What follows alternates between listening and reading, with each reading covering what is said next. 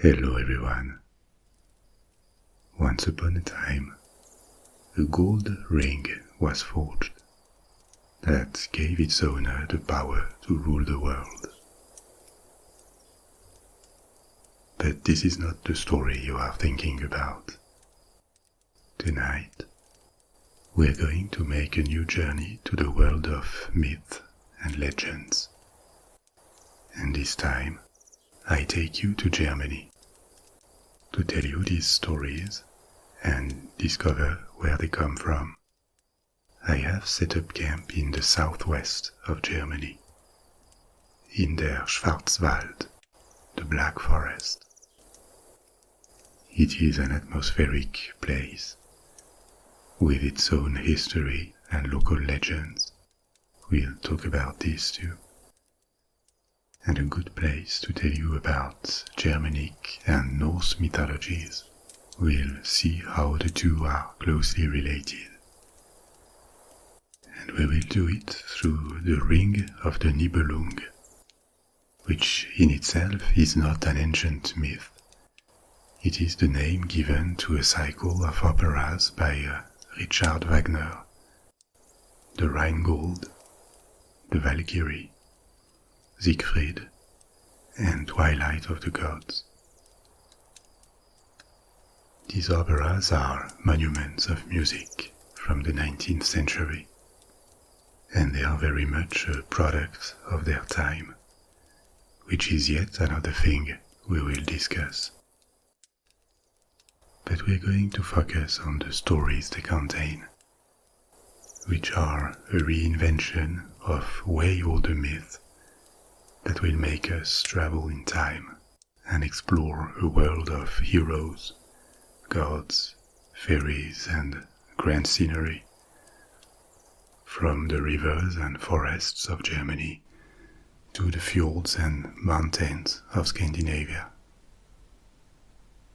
We have so much to discuss that you should now adopt a comfortable position and focus for a minute on your breathing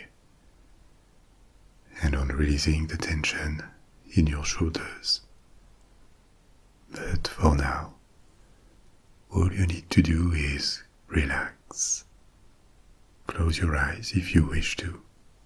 Visuals are not necessary to follow along. And listen. Let's begin with the first story, the Rheingold.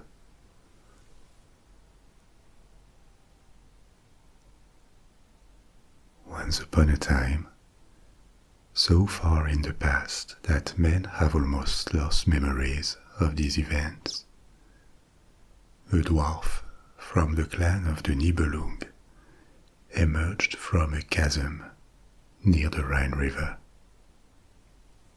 He was short, hairy and ugly, but hoped he would be able to seduce the delightful Rhine maidens, 3 beautiful nymphs who lived in the river and spent their time watching its waters and playing in the flow.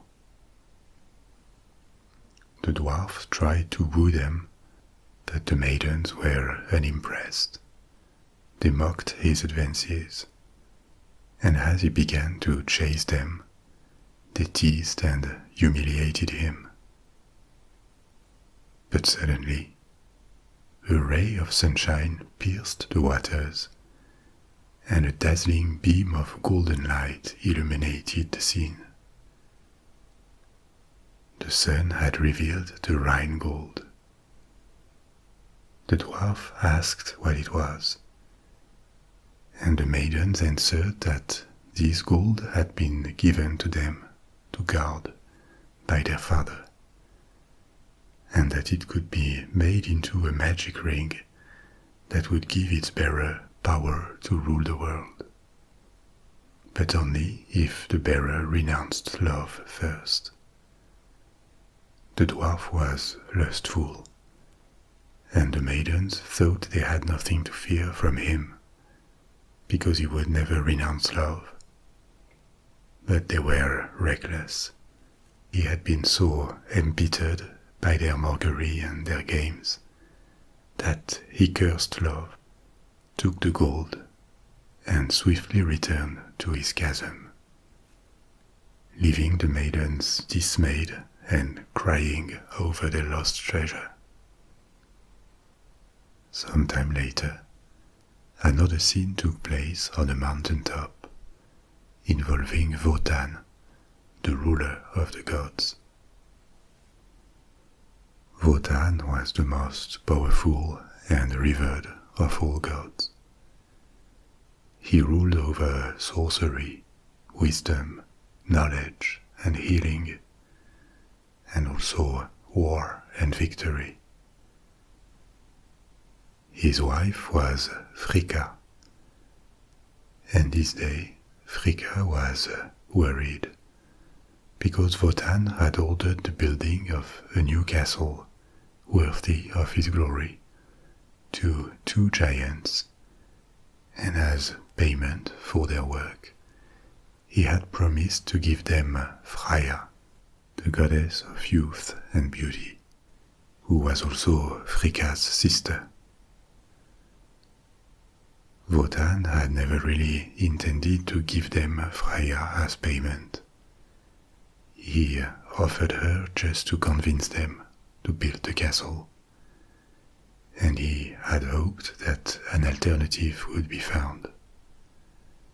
Freya was particularly precious to the gods, not only as Frigga's sister, but also because she gave them golden apples that kept the gods eternally young. But Wotan had been imprudent, because now the giants were coming to claim their due, and he was bound by his promise. His authority was sustained by the treaties and contracts carved into his spear, including the contract with the two giants. He could not withdraw his promise. Other gods were called to try and find a solution, including Donner, god of thunder, Fro, god of sunshine, and Loge, demigod of fire. Loge was known for being astute and a trickster, so Wotan hoped that he would come up with an alternative payment that the giants would accept. When Loge arrived, he told the other gods that finding an alternative way to pay the two giants was near impossible. Love was the most valuable thing in the world. Freya embodied it, and there was no chance the two giants would compromise for a less valuable prize. However, Loge kept thinking, and he came up with one instance when someone had willingly gave up love for something else. The Nibelung dwarf. He had renounced love to be able to steal the Rhine gold and make a powerful magic ring with it. The giants were becoming impatient and asked for Freya to be delivered immediately. Wotan had to accept for now, but he offered them to exchange Freya later against the Nibelung's gold.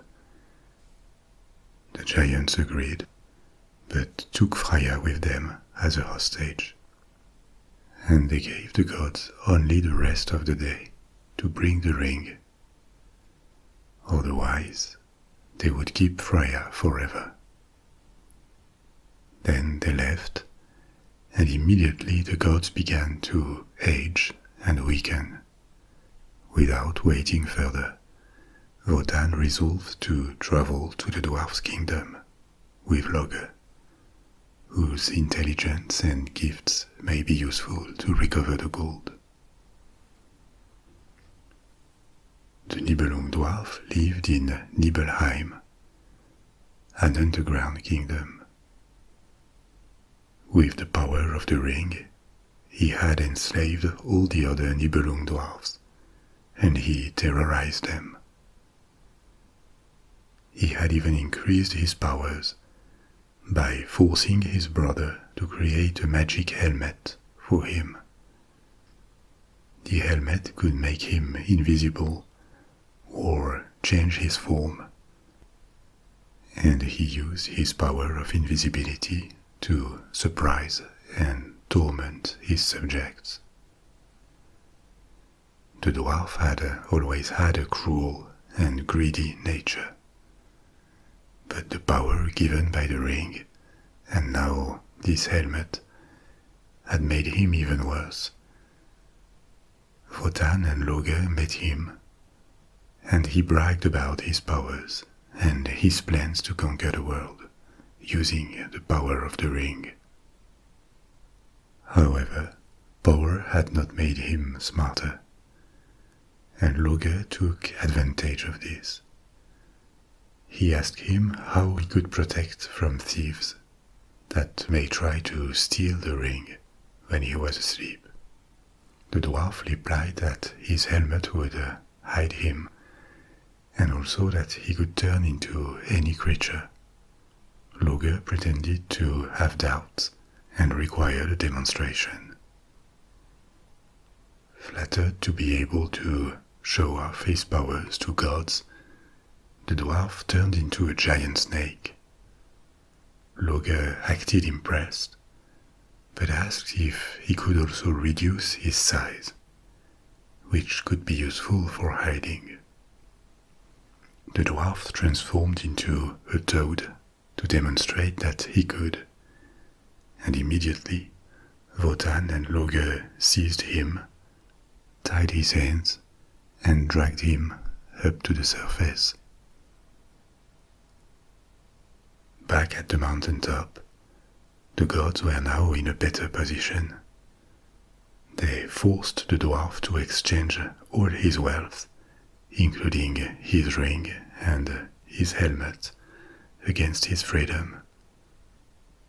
They forced him to summon the other dwarfs, the Nibelungs, to bring up the hoard of gold, and they also took away the helmet and the ring from him. The dwarf was so crushed by his loss that he laid a curse on the ring. Until it should return to him, whoever would possess it would live in anxiety of losing it, and would eventually be robbed or killed. Wotan had now gathered the ransom, and when the giants returned with Freya, he hoped he could give them only the gold and keep the magic helmet and the magic ring to increase his own powers. But the giants insisted they wanted everything. Wotan let go of the helmet first, but was not willing to cede the ring. As the negotiations were about to break, and the giants were preparing to leave with Freya, the earth goddess Erda, the mother of Donner and occasional lover of Wotan, appeared. She urged him to give up the cursed ring, warning him of impending doom if he didn't. Wotan was troubled and finally surrendered. He accepted to give the ring. The two giants took possession of it and immediately began dividing the treasure between them. But the curse was already working. They began to argue over the gold and started a fight, in which one of them died. Wotan was horrified when he saw this. The curse had terrible power, and would continue to fall on the ring bearers until the end of times, or until the ring was returned to its creator. Peace had now returned, and Wotan took possession of his castle that he named Valhalla. Fro, the god of sunshine, created a rainbow bridge that stretched to the gate of the castle, and Wotan led all the gods across the bridge to the castle, all except Loge, who stayed outside and ruminated about how treacherous and reckless the gods had been. They had stolen, lied and deceived to satisfy their appetite for wealth and power, spoliating the Rhine maidens who would never see their gold again, the dwarf and the giants. There would be other episodes, and no one would live happily ever after. So this was the story of the Rheingold, the first of the 4 operas that constitute the Ring of the Nibelung by Wagner. I will tell you the 3 other stories further down the road. We will come back to the operas later, but first, let's take a look at the names of the characters. I use their German names, but they are more famous under their Norse names.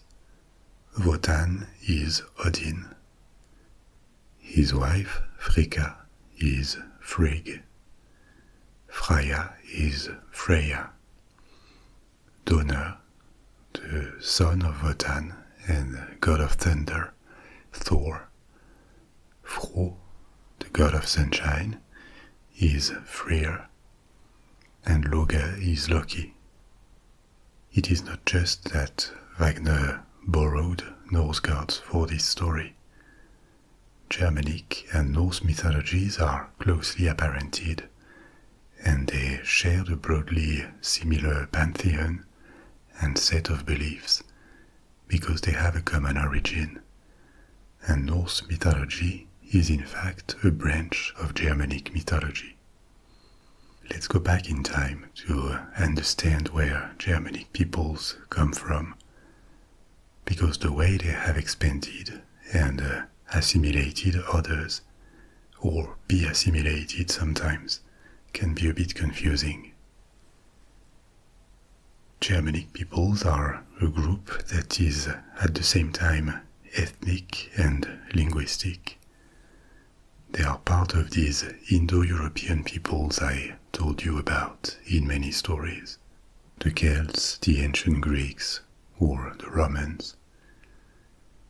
They migrated during the Neolithic from the east, and in their case, they settled in what is now the south of Scandinavia, in Denmark, the south of Sweden, and the south of Norway. They left archaeological remains dated from several thousand years in this area, unified probably not politically, but by a culture and similar languages. They didn't let written documents that we know of from this period, and one characteristic of their culture is that they entered the Bronze Age relatively late, probably because the raw materials necessary to produce bronze were not available where they lived. What we call bronze is an alloy. It can be of different types, but it required copper, and there was no copper mining in the region at the time.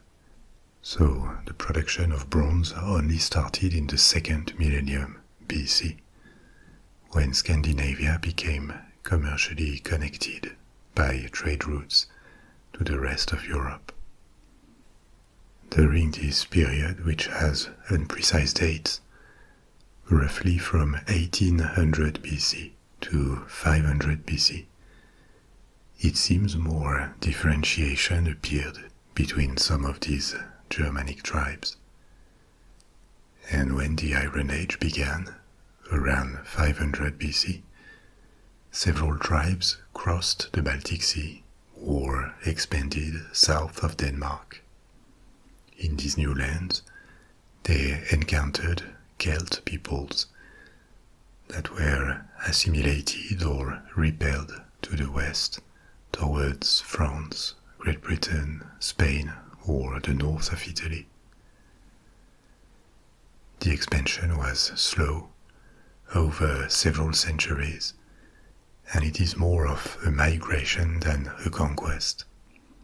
And as the Germanic peoples were approaching other cultural areas, their presence began to be acknowledged by civilizations that left written traces about them. The ancient Greeks knew that they lived in the Danube and Rhine regions, but they didn't differentiate them clearly from the Celts, and actually they referred to all of them as Gauls, which, for the Romans, who were closer and better informed, was a more specific term for the Celtic inhabitants of roughly modern France and Belgium. Rome and Germanic peoples finally clashed around the beginning of our era. The Romans distinguished between several peoples on their northern frontiers. West to east, there were the Gauls, then Germanic peoples, living in their homeland that the Romans called Germania, between the Rhine and the Vistula rivers. And even further east, another people, the Sarmatians. But the thing that can be confusing is that to the Romans, Germania was a region, and the Germans its inhabitants. It doesn't exactly reflect the concept of Germanic peoples, which is based primarily on a culture and a language.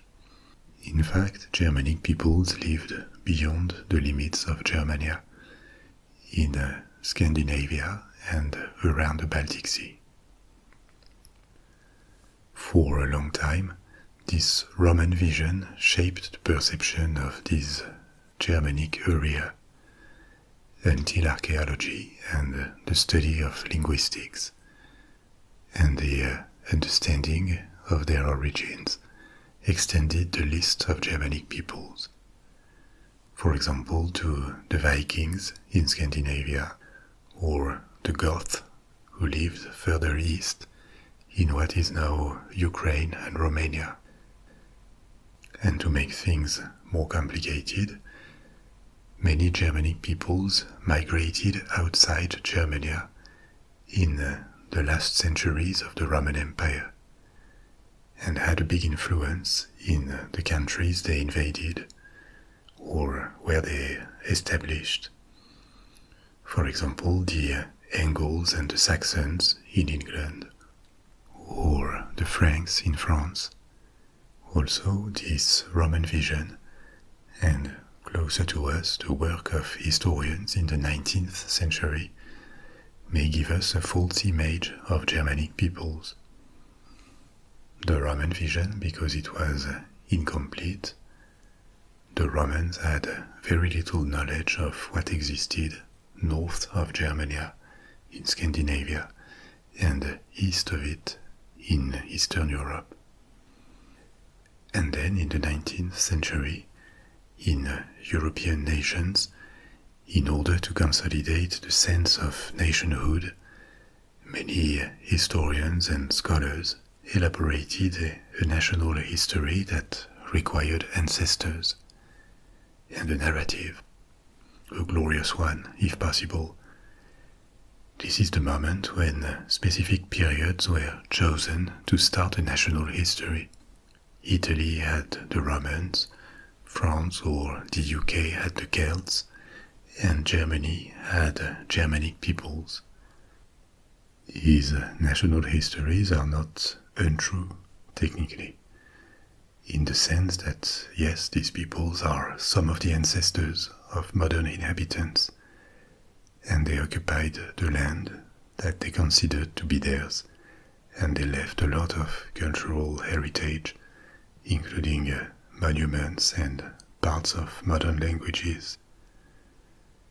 But they are also a choice, because there had been inhabitants in these countries long before the Celts or the Romans or the Greeks, and other migration waves also arrived after. But to take the example of England and France, the pre-Celt period was almost unknown at the time, and the post-Celt period, with Romans and Germanic invasions, was not ancient enough, and also probably not glorious enough. You don't want to acknowledge that your national history begins with foreigners arriving. So they settled for the Celts and began considering these particular peoples as their ancestors. This led to a complete change in reputation, in representation for these ancient cultures. They started to be celebrated, and they still are, from the Vikings to the Celts, the Germans, the Slavs in Russia, the ancient Magyars in Hungary, and so on. And in the process, a lot of modern concepts were more or less attributed to them. For example, a sense of national unity that just didn't exist at the time. There was probably a sense of cultural closeness, but it didn't mean they wished to be unified or that they followed modern frontiers. I'm telling you all this because it is important to understand the intention behind the reinvention of Germanic myth in Wagner's works. Beyond music and the celebration of a genuinely rich heritage, there was the intention, the will, to glorify an independent national genius, deeply rooted in time. And the 19th century German nationalists, Wagner was one of them, clearly supported this endeavor. But before we explore this mythology, let's take a look at the second story from the Ring of the Nibelung, the Valkyrie, die Walküre in German.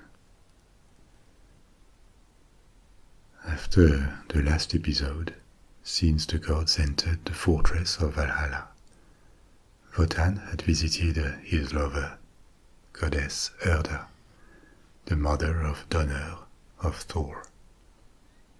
And he had had 9 more daughters with her, called the Valkyries.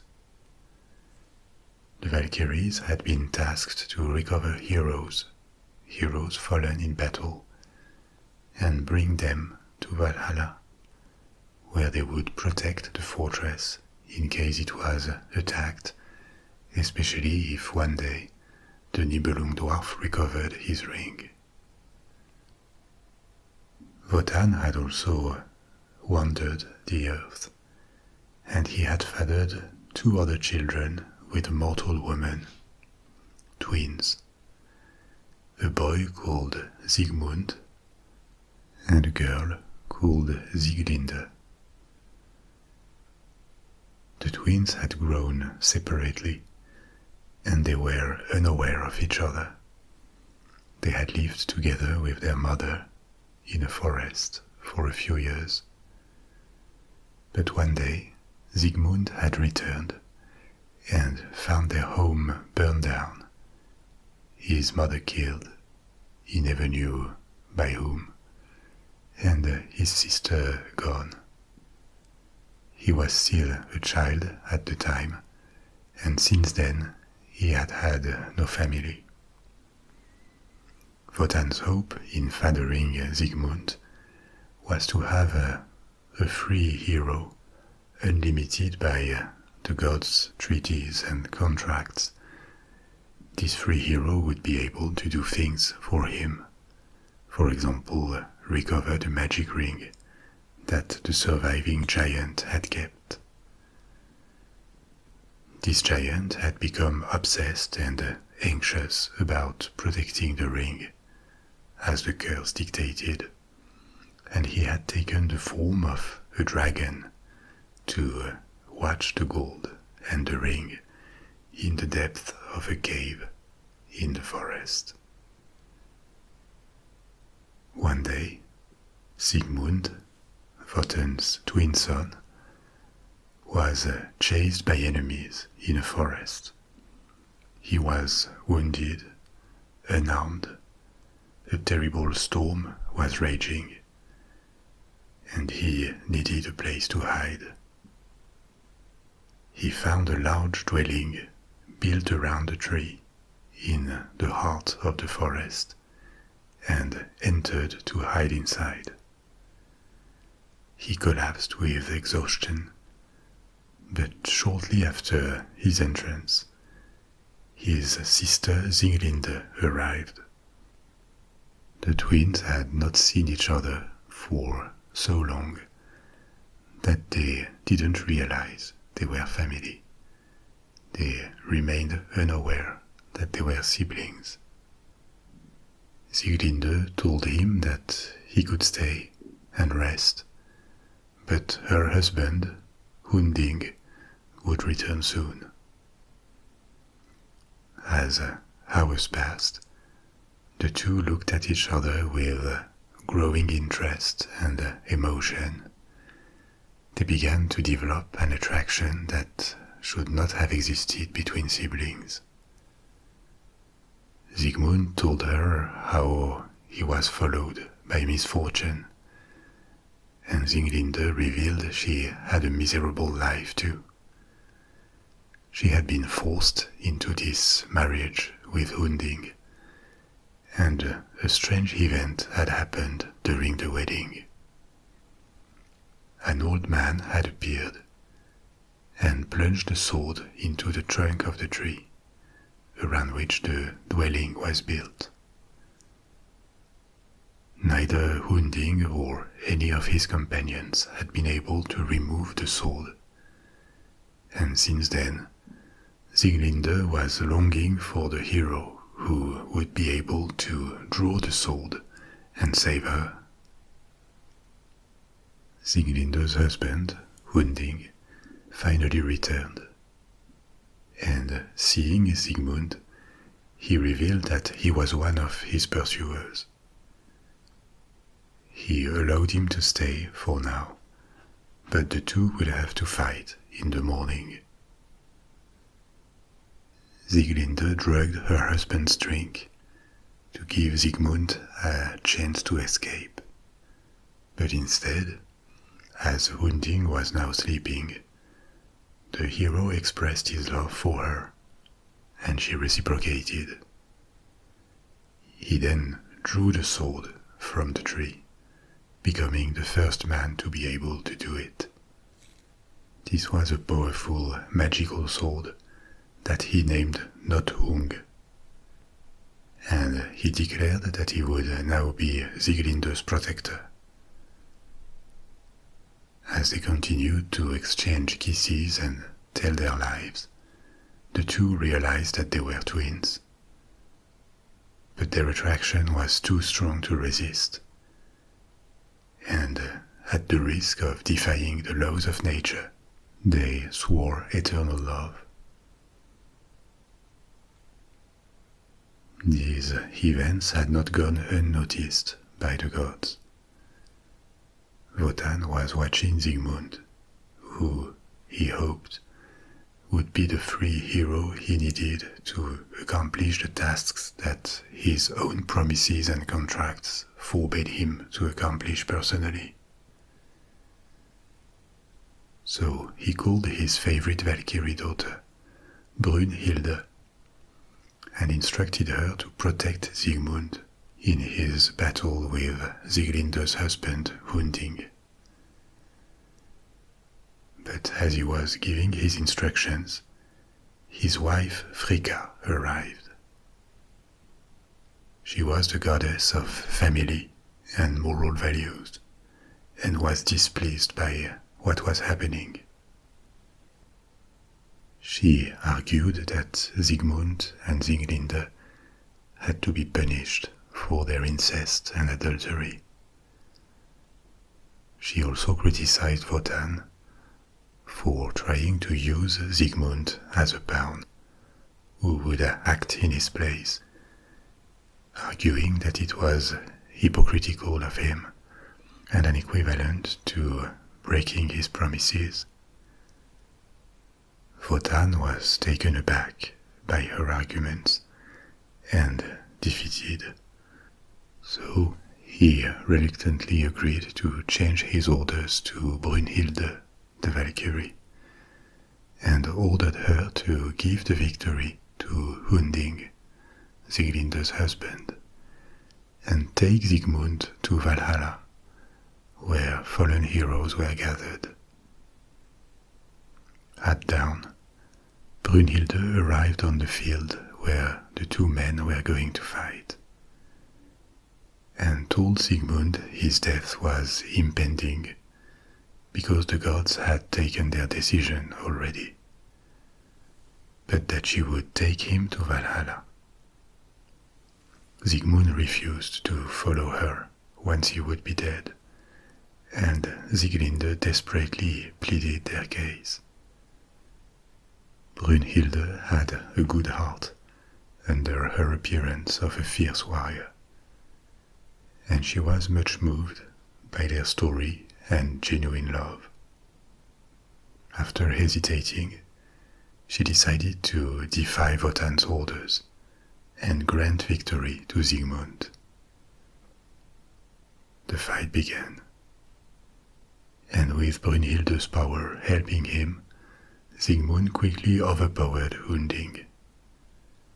But as he was going to kill his opponent, Wotan suddenly appeared. The ruler of gods had kept watching what happened and seen with great displeasure that his own Valkyrie daughter was disobeying his orders. With his spear, he shattered Sigmund's sword, Nothung, and the fight was reversed. Hunding stabbed Sigmund, and the hero died. In anger, Wotan also struck Hunding, leaving no victor to the fight. Afraid of Wotan's wrath, but decided to not abandon Sieglinde, Brunhilde picked up the fragments of the sword and fled the scene on horseback with the surviving twin. Brunhilde called her sisters, the other Valkyries, to gather on the mountain top, where she could beg them for help. But the other Valkyries were too afraid of Wotan to defy him. Desperate with the death of Sigmund, Sieglinde cried and declared that she no longer wanted to live. But Brunhilde revealed to her that she was now pregnant and urged her to stay alive for her child's sake. She announced that he would be a boy and that she would have to name him Siegfried. Then she gave her the fragments of the sword and instructed her to flee as far as possible. Just as Sieglinde was disappearing, Wotan arrived at the scene. The other Valkyries tried to hide their sister, but this was in vain, and Wotan announced that for her punishment she would be stripped of her immortality and become a mortal woman, to be held defenseless and asleep on the mountain, prey to any animal or man that would find her. Brunhilde tried to explain that by disobeying his orders and trying to protect Sigmund, she was merely following his own true desires. Wotan was moved by his daughter's plea and accepted to soften the sentence. she would be held on the mountain, but surrounded with a circle of eternal fire that would protect her from all but the bravest of heroes. Then he made her fall asleep and invoked Loge, the god of fire, to create the circle of perpetual flames around her. And finally, he slowly departed, abandoning to her tragic fate the fallen Valkyrie, doomed by her own humanity. Much more will happen, but for now, let's take a look at the sources of these stories and characters. I told you earlier that Germanic peoples had origins in the south of Scandinavia. And as you can imagine, this is why Norse and Germanic mythologies are apparented. Norse mythology is considered a branch, because with the expansion of Germanic peoples in Europe, reaching Central and Eastern Europe, the north of Scandinavia, and various islands, including Iceland, divergence happened, and it was reinforced with Christianization that reached Scandinavia much later. So Norse mythology was kept alive for centuries more. It became associated with the Vikings, and there are a lot of Germanic myths and gods that are pretty well known in popular culture, but under their Norse version. Now the stories I am telling you tonight are not really mythology. They are a reinvention from the 19th century. A good comparison would be with recent movies based on Greek mythology that are entertaining, maybe, but not really considered works of art, like Clash of the Titans or Wrath of the Titans. Wagner used characters, situations, anecdotes and places, but they are completely rearranged in a way that doesn't really follow ancient mythological literature. The source material was a range of ancient Germanic and Norse sources, laid in writing in the Middle Ages. For the first two stories I told you, the Rheingold and the Valkyrie, a lot of the material comes from two bodies of work, the Poetic Edda and the Prose Edda. The Poetic Edda is a collection of old Norse poems. They are anonymous, and they tell about fragments of Norse mythology in a way that can be compared with epic poems from ancient Greece. The Prose Edda is a work of literature written in the 13th century in Iceland by a historian and scholar called Snorri Sturluson. This document is our primary source of knowledge about Norse mythology, which makes it invaluable. But it only dates from the Middle Ages, and the myth it refers to, the gods, the cosmology, all of this took shape thousands of years earlier. This means that our knowledge of what ancient Germanic tribes really believed in is uncertain. Probably that the myth evolved and formed over centuries. Some parts were added, others were forgotten. Only one version of them, a late one, is available to us. Even though there are sources, our knowledge of ancient Germanic myth is not documented over time, like it is to an extent for ancient Egypt, China, or Greece. But there are more sources to Wagner's works. It is also based on fragments of Germanic medieval literature and one major work in particular, written in Bavaria at the beginning of the 13th century, Der Nibelungenlied, the Song of the Nibelung. It is an epic poem that tells the story of Siegfried and his wife, Kriemhild, a Burgundian princess. It is a dramatic and tragic story that ends in the destruction of a kingdom and death of all the protagonists. There are also elements taken from it and reintroduced in the Ring of the Nibelung. I'm telling you these stories following the libretto, the synopsis of the operas. But these are musical works, first and foremost, and when they were created, they were absolutely groundbreaking. They are long. In total, the 4 operas, the entire Ring cycle, lasts 15 hours. But there had been long operas before. What distinguished them was the size of the production, the ambition. The orchestra requires dozens of musicians.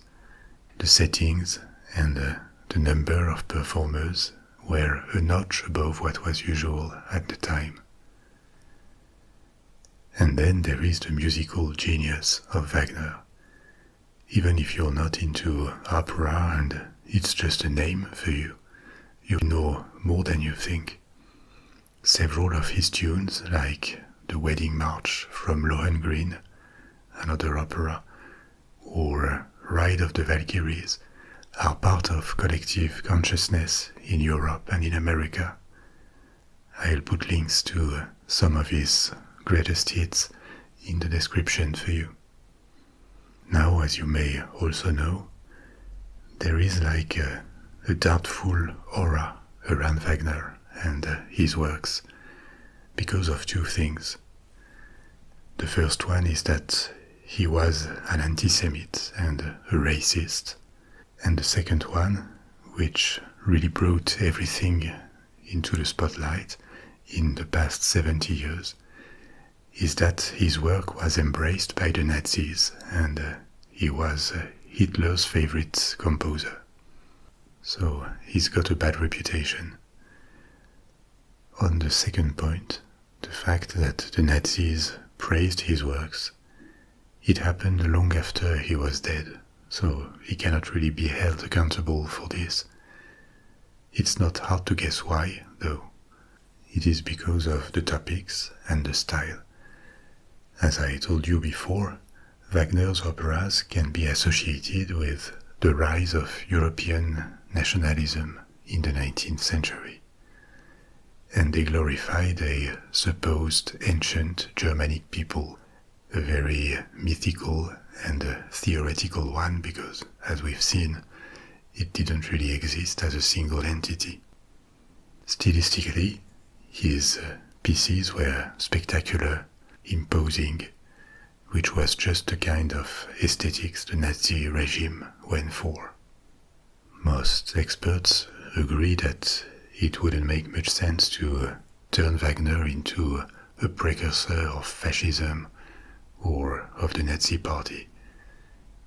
He was never an influent intellectual, and nothing of what he wrote, be it music or text, ever served as the basis for racial laws or to lay the foundations of a totalitarian regime.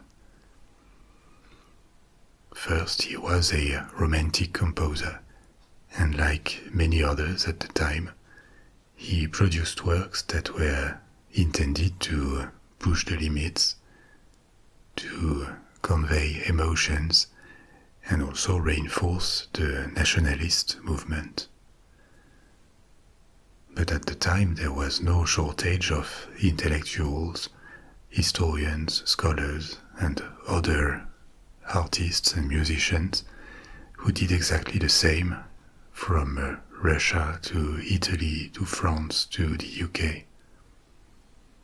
all of these people had no way to know, and probably didn't wish, that nationalism could become an ingredient of horrible wars that would happen decades later. Actually, at the time, Wagner composed The Ring over a period of 26 years, from 1848 to 1874. And at the time, nationalism was perceived as a revolutionary and unifying movement in nations like Italy or Germany in particular. This is the time when they completed their unification. It came with a dream of unity and independence. The other point, Wagner's racism, and more specifically anti-Semitism, is more of a problem because it's true. He repeatedly expressed it along his life, including in a pamphlet against Jewish music composers. It took him time to find success, and bitterness and resentment were probably a factor, but he attacked successful Jewish composers of German origin, like Felix Mendelssohn and Meyerbeer. Mendelssohn is still well known. Meyerbeer is a bit forgotten, but at the time he was a big name of the opera world. He was German, but he found fame and success in Paris, and in the 19th century he was considered a major composer. He went out of favor in the decades following his death. Now it's always important to put things into context. It is a fact that anti-Semitism in Europe in the 19th century, including in Germany, was widespread and often expressed publicly. But blaming it entirely on the environment and society of the time would be a bit short in the case of Wagner, because it was not regarded as an innocent, consensual opinion neither, and it was frowned upon as a cruel and ignorant feeling in many circles. Wagner published his pamphlets anonymously, which illustrates that you could not really express such a virulent anti-Semitism and remain respectable at the same time. He also had his ambiguities. There were Jews in his social circle for his entire life, including one of his best friends. So the portrait may be a bit mixed, but it doesn't make him the bravest and most likable person ever. Maybe a more important point nowadays is to know whether these works should continue to be played. They are, with the exception of Israel. One question at the center of this is to what extent an author and his work can be separated, considered separate entities. This is a completely different topic which I'm not going to talk about, but at least I, personally, don't mind. And I don't because there is not really any trace of anti-Semitic hate or prejudice in these operas.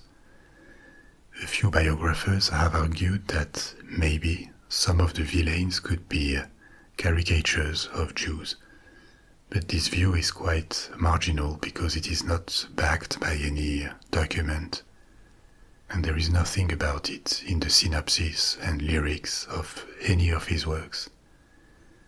So when they are played 150 years later, they could not possibly convey any propaganda by themselves.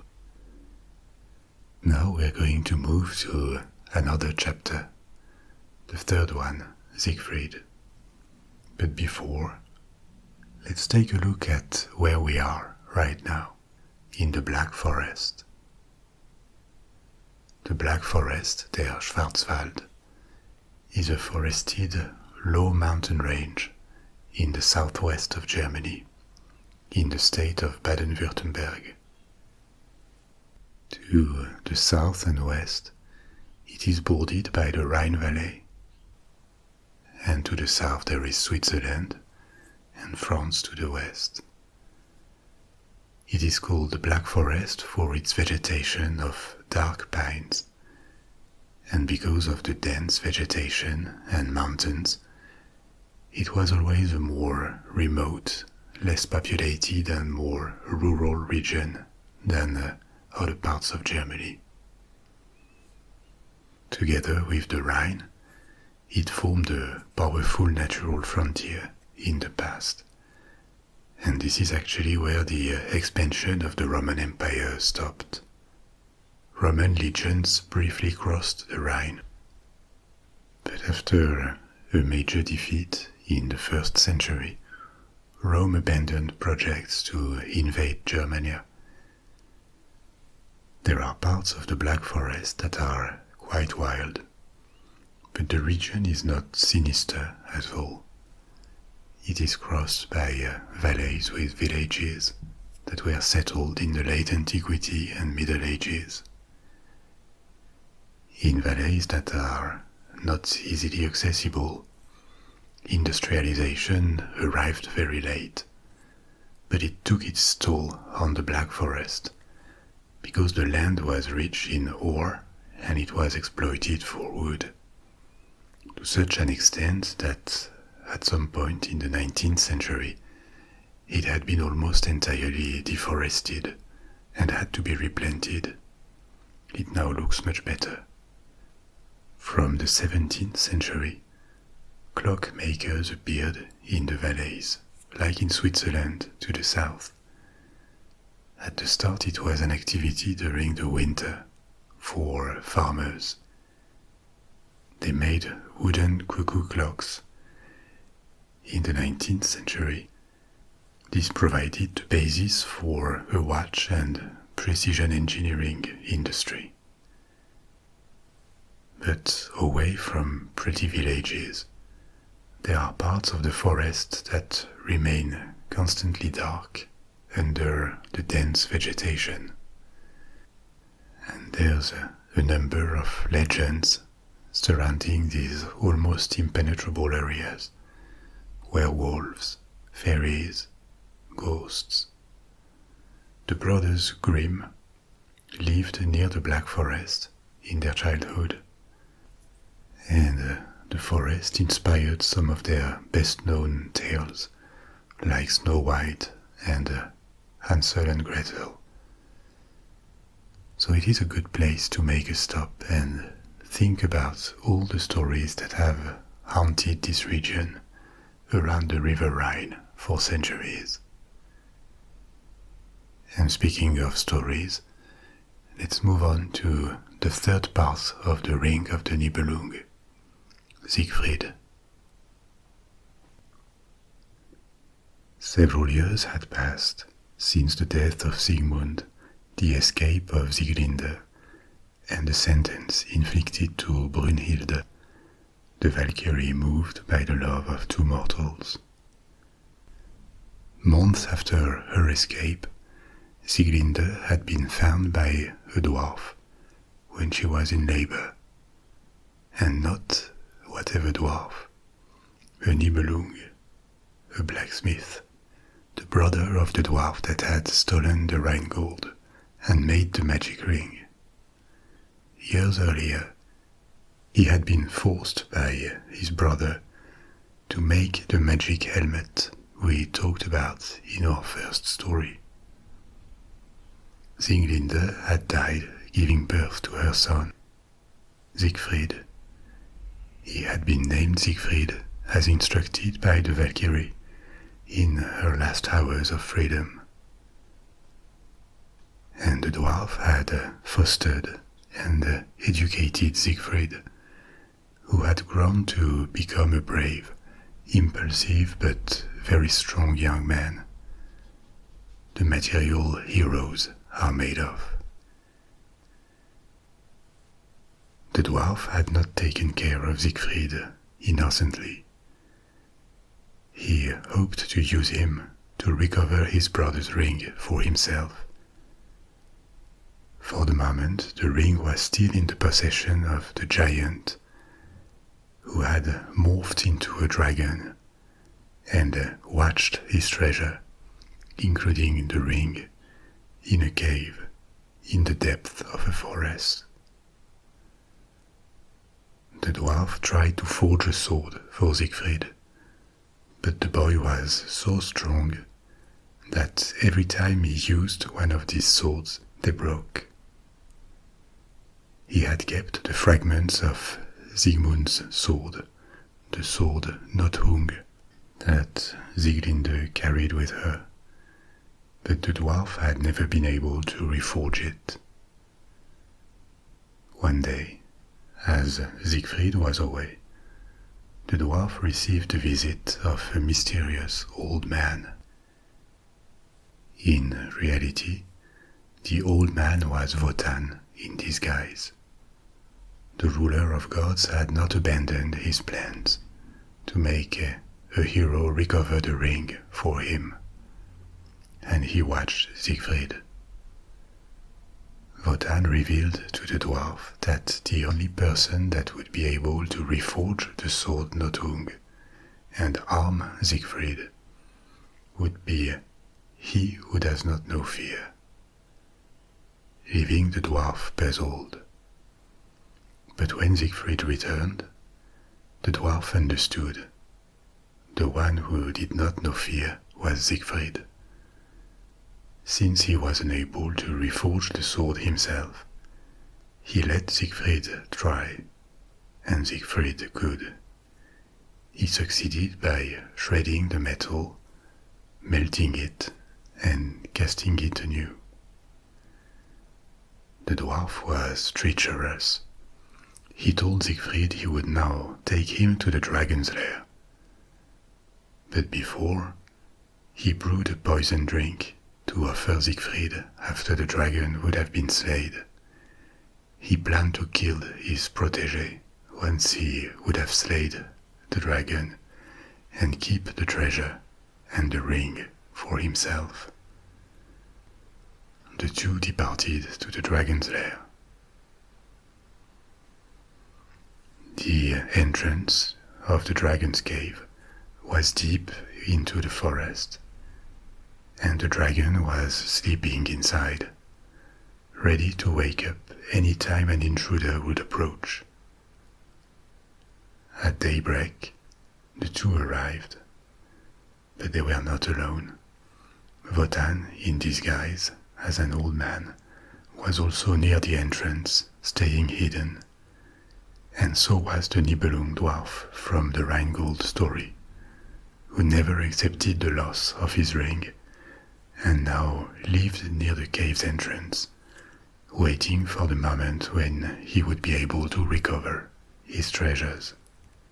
He hid too when his brother and Siegfried arrived. Siegfried entered the cave and woke up the dragon. The dragon was strong, and no mere human could have ever vanquished it. But Siegfried was the grandson of Wotan. He was armed with the sword Nothung, and he was so fast and agile that the dragon could not hit him. He finally managed to stab the monster in the heart with his sword, and the dragon agonized. But when Siegfried withdrew his sword from the dragon's heart, his hands were burnt by the dragon's blood. He put his finger in his mouth to taste the blood, and this gave him the power to understand the language of animals and read the thoughts of living creatures.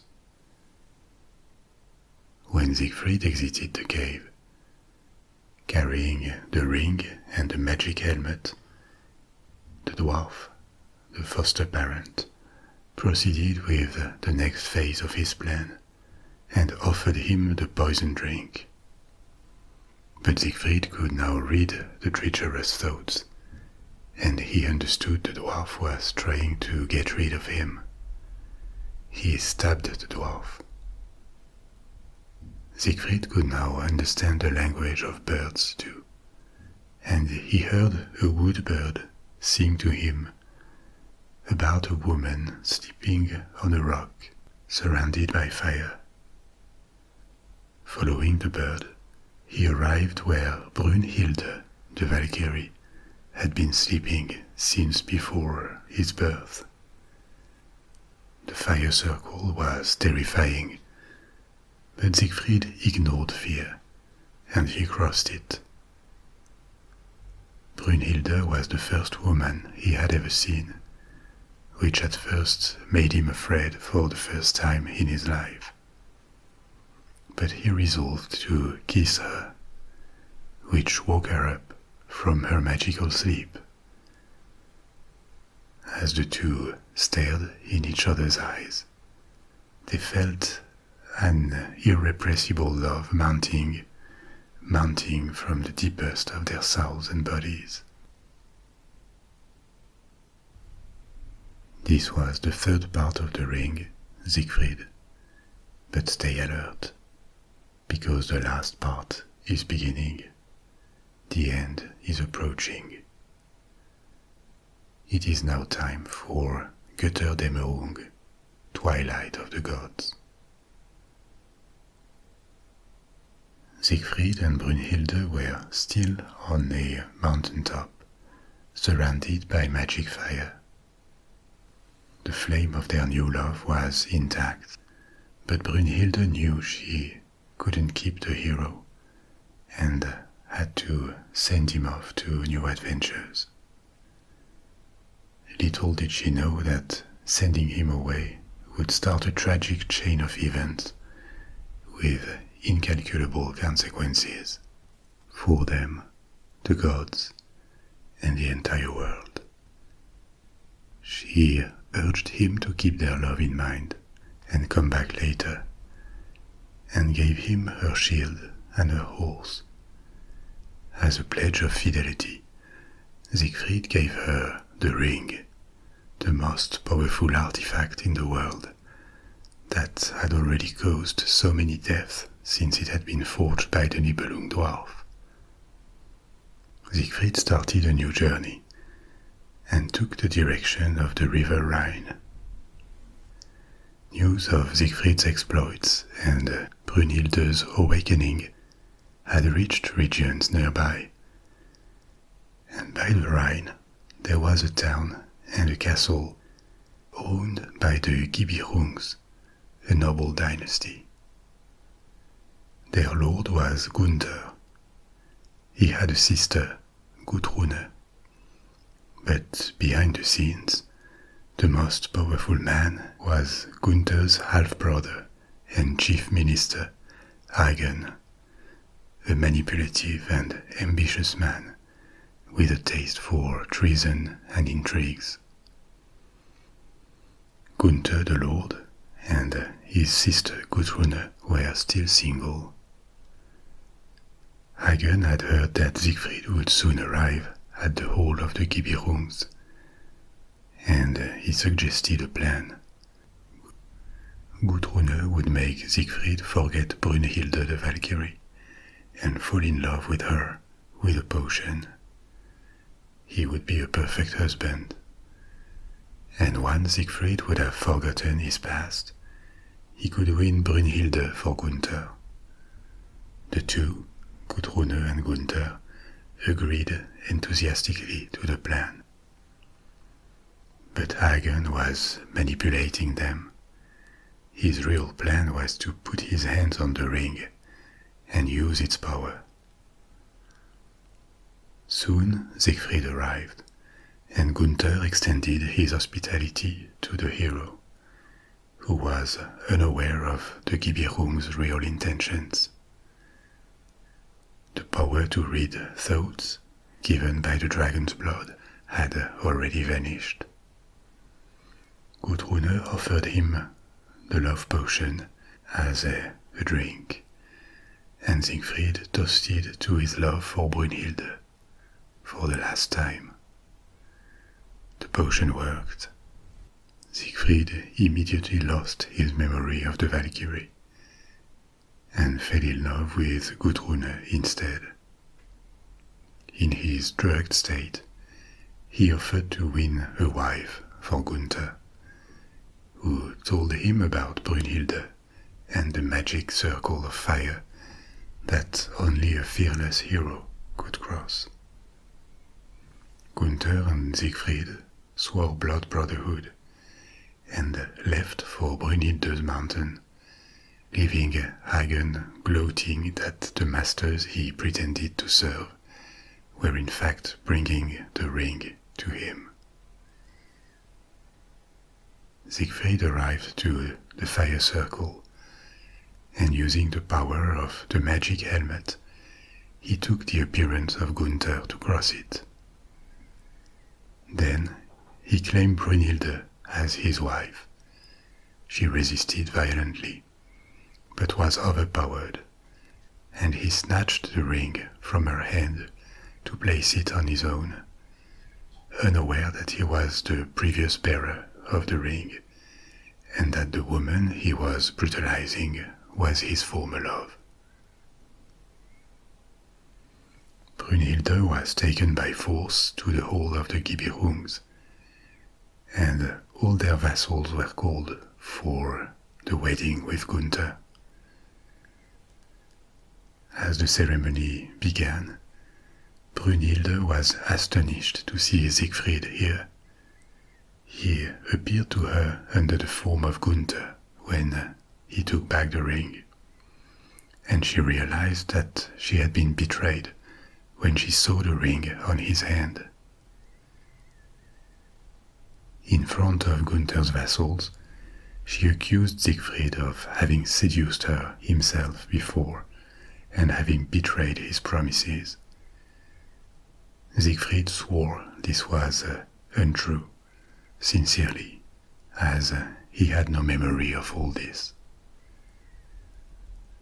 The wedding took place, but as the guests were attending the party, Gunther, Brünnhilde, and Hagen stayed apart.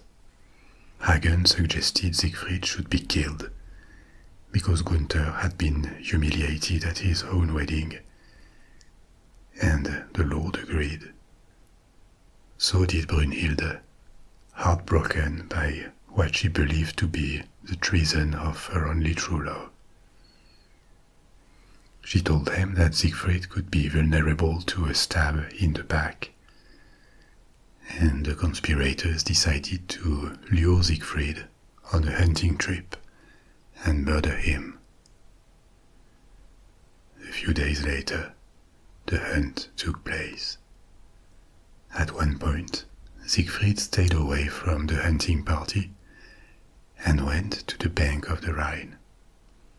There, he met the 3 Rhine maidens who were still mourning the loss of the Rhine gold, and the nymphs urged him to return the ring to avoid its curse. But he refused and rejoined the hunters, sealing his fate.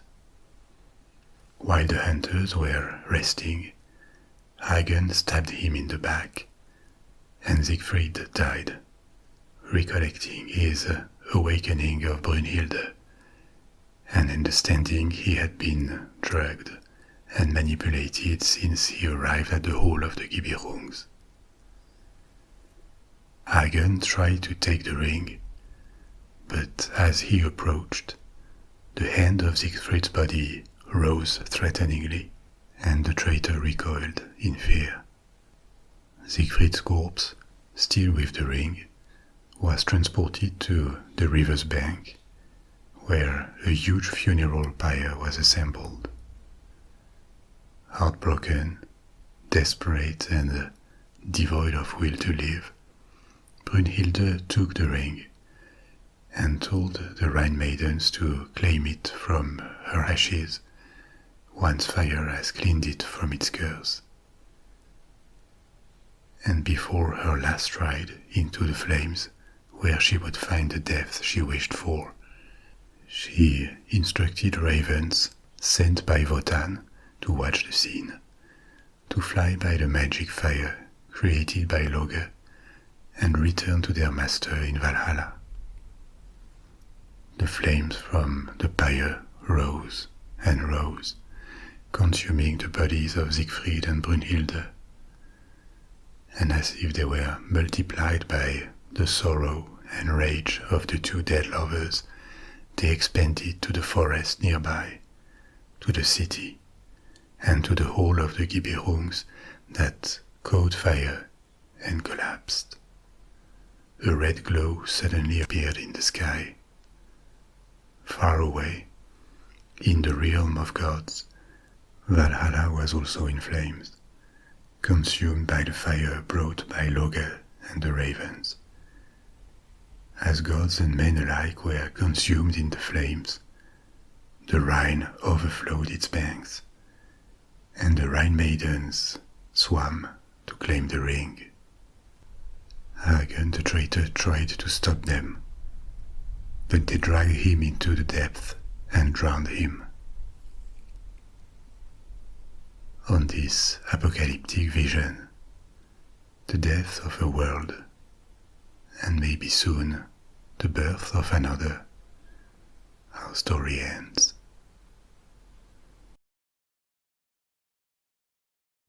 Once upon a time, so long ago that the north of Europe was still pagan, and people there worshipped multiple exotic gods, there was a king of the Danes called Hrothgar. Hrothgar was a Scylding, and the Scyldings were a clan of Danish kings, all descending from Scyld or Skjold, one of the first kings of the Danes. This clan, this dynasty, had conquered Denmark and beyond, Sweden, the north of Germany, parts of Great Britain. Hrothgar was powerful and respected, so much so that he was surrounded with a court of warriors of great value. He had a beautiful wife, and together they all lived in the great hall that Hrothgar had built for his court, the Hall of Heorot. Life at Heorot was happy. The king and his warriors spent a lot of time hunting and eating by day, or singing and celebrating by night. And so days, weeks, months, seasons, years passed in joy and harmony. But not for everyone. Near the Hall of Heorot lived a monster, a big creature called an Jotun, also known as a troll. His name was Grendel. Most Jotuners, the trolls, lived away from humans and from gods, some of them in Jotunheim, the land of the Jotun. But sometimes one would wander the earth, and this was the case of Grendel. Few ever saw him and survived, and the ones who did were so terrified that they did not remember well what he looked like. So we don't know exactly, but he was enormous, terrifying, and very aggressive, always ready to attack humans who bothered him. It was said that Grendel was a descendant of Cain, the firstborn of Adam and Eve, who had also become the first murderer when he killed his brother Abel, and he was punished for this to a life of wandering. So Grendel lived near Heorot, and each night he was annoyed by the singing and the screams of joy that came from the king's hall. It was too noisy, and his sinister nature did not tolerate expressions of joy. So one night, Grendel lost patience and attacked the hall, just as its inhabitants had gone to sleep. Grendel was very strong.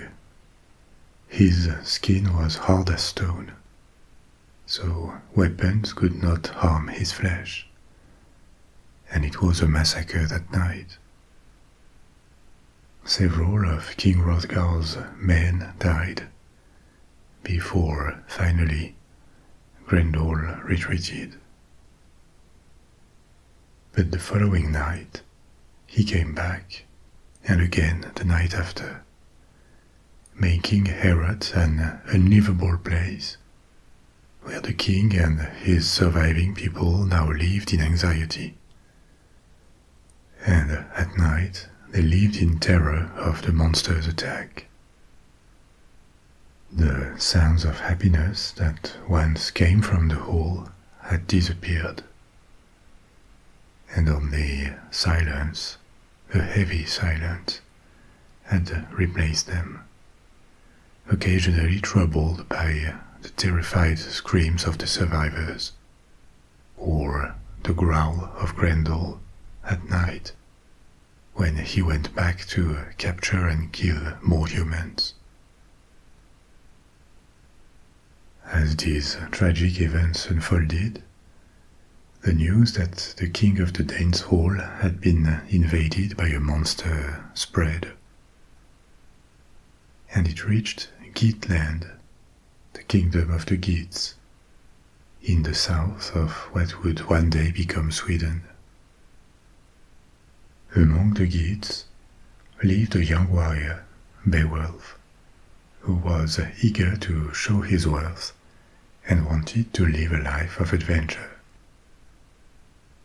When he heard of Hrothgar's problem, he quickly decided this was his chance, and he went to the king of the Geats to ask for permission to leave his homeland, and this permission was granted. Beowulf took a few companions with him, and together they sailed to the Hall of Heorot, where King Hrothgar and the monster Grendel awaited them. When they arrived to the king's court, they were received with open arms, but also skepticism. How would they do anything against a monster that the best warriors of Hrothgar had not been able to even wound? But it couldn't hurt to receive reinforcement, and they were invited to spend the night at Heorot. That night, once darkness had engulfed the king's hall, Grendel returned to terrorize the court and kill a human or two. But Beowulf was waiting, feigning sleep, and as soon as the monster passed close enough, he leapt up to grab him. Beowulf carried no weapon, because he wanted to prove he was Grendel's equal, or even stronger. And the monster fought with his bare hands, so Beowulf would do the same. The monster was surprised at this little man who dared to defy him with no weapon, instead of fleeing or trembling like the others. But this only made Grendel more furious, and the fight began. Beowulf's companions tried to help him, but their swords could not pierce Grendel's skin, and instead of trying to wound him with a blade, Beowulf tried another approach. He grabbed Grendel's arm and pulled on it with all the strength he could find within himself. For a time that seemed to last forever, Beowulf kept pulling and forcing the monster's shoulder, while Grendel tried desperately to get rid of him with his other arm, but unsuccessfully. And suddenly, there was a big cracking sound. followed by a second of silence, and immediately after, a scream of pain. The shoulder and arm of Grendel had been ripped from his body. The monster ran back to his lair in the nearby marshes, where he later died. In Heorot, all could not believe their eyes. The monster had been slaughtered, and the nightmare was over. Grendel's arm was displayed at Heorot for all to see that the monster had died, and that Beowulf was a fierce warrior. Was it the end of the story? No, far from that. So, again, make yourself comfortable. Let the tension go in your shoulders, slowly, and just let me do the work. Before we go on, remember that you can fall asleep whenever you feel like it. You can always come back later.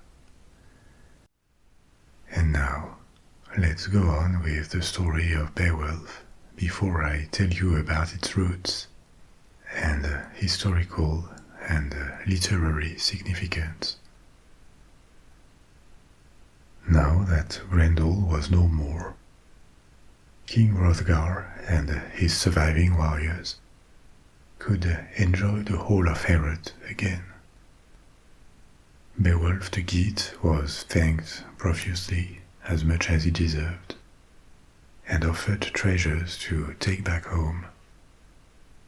He was also invited to stay in the kingdom for as long as he wished, and for him to be comfortable, he was given a separate lodging near Heorot.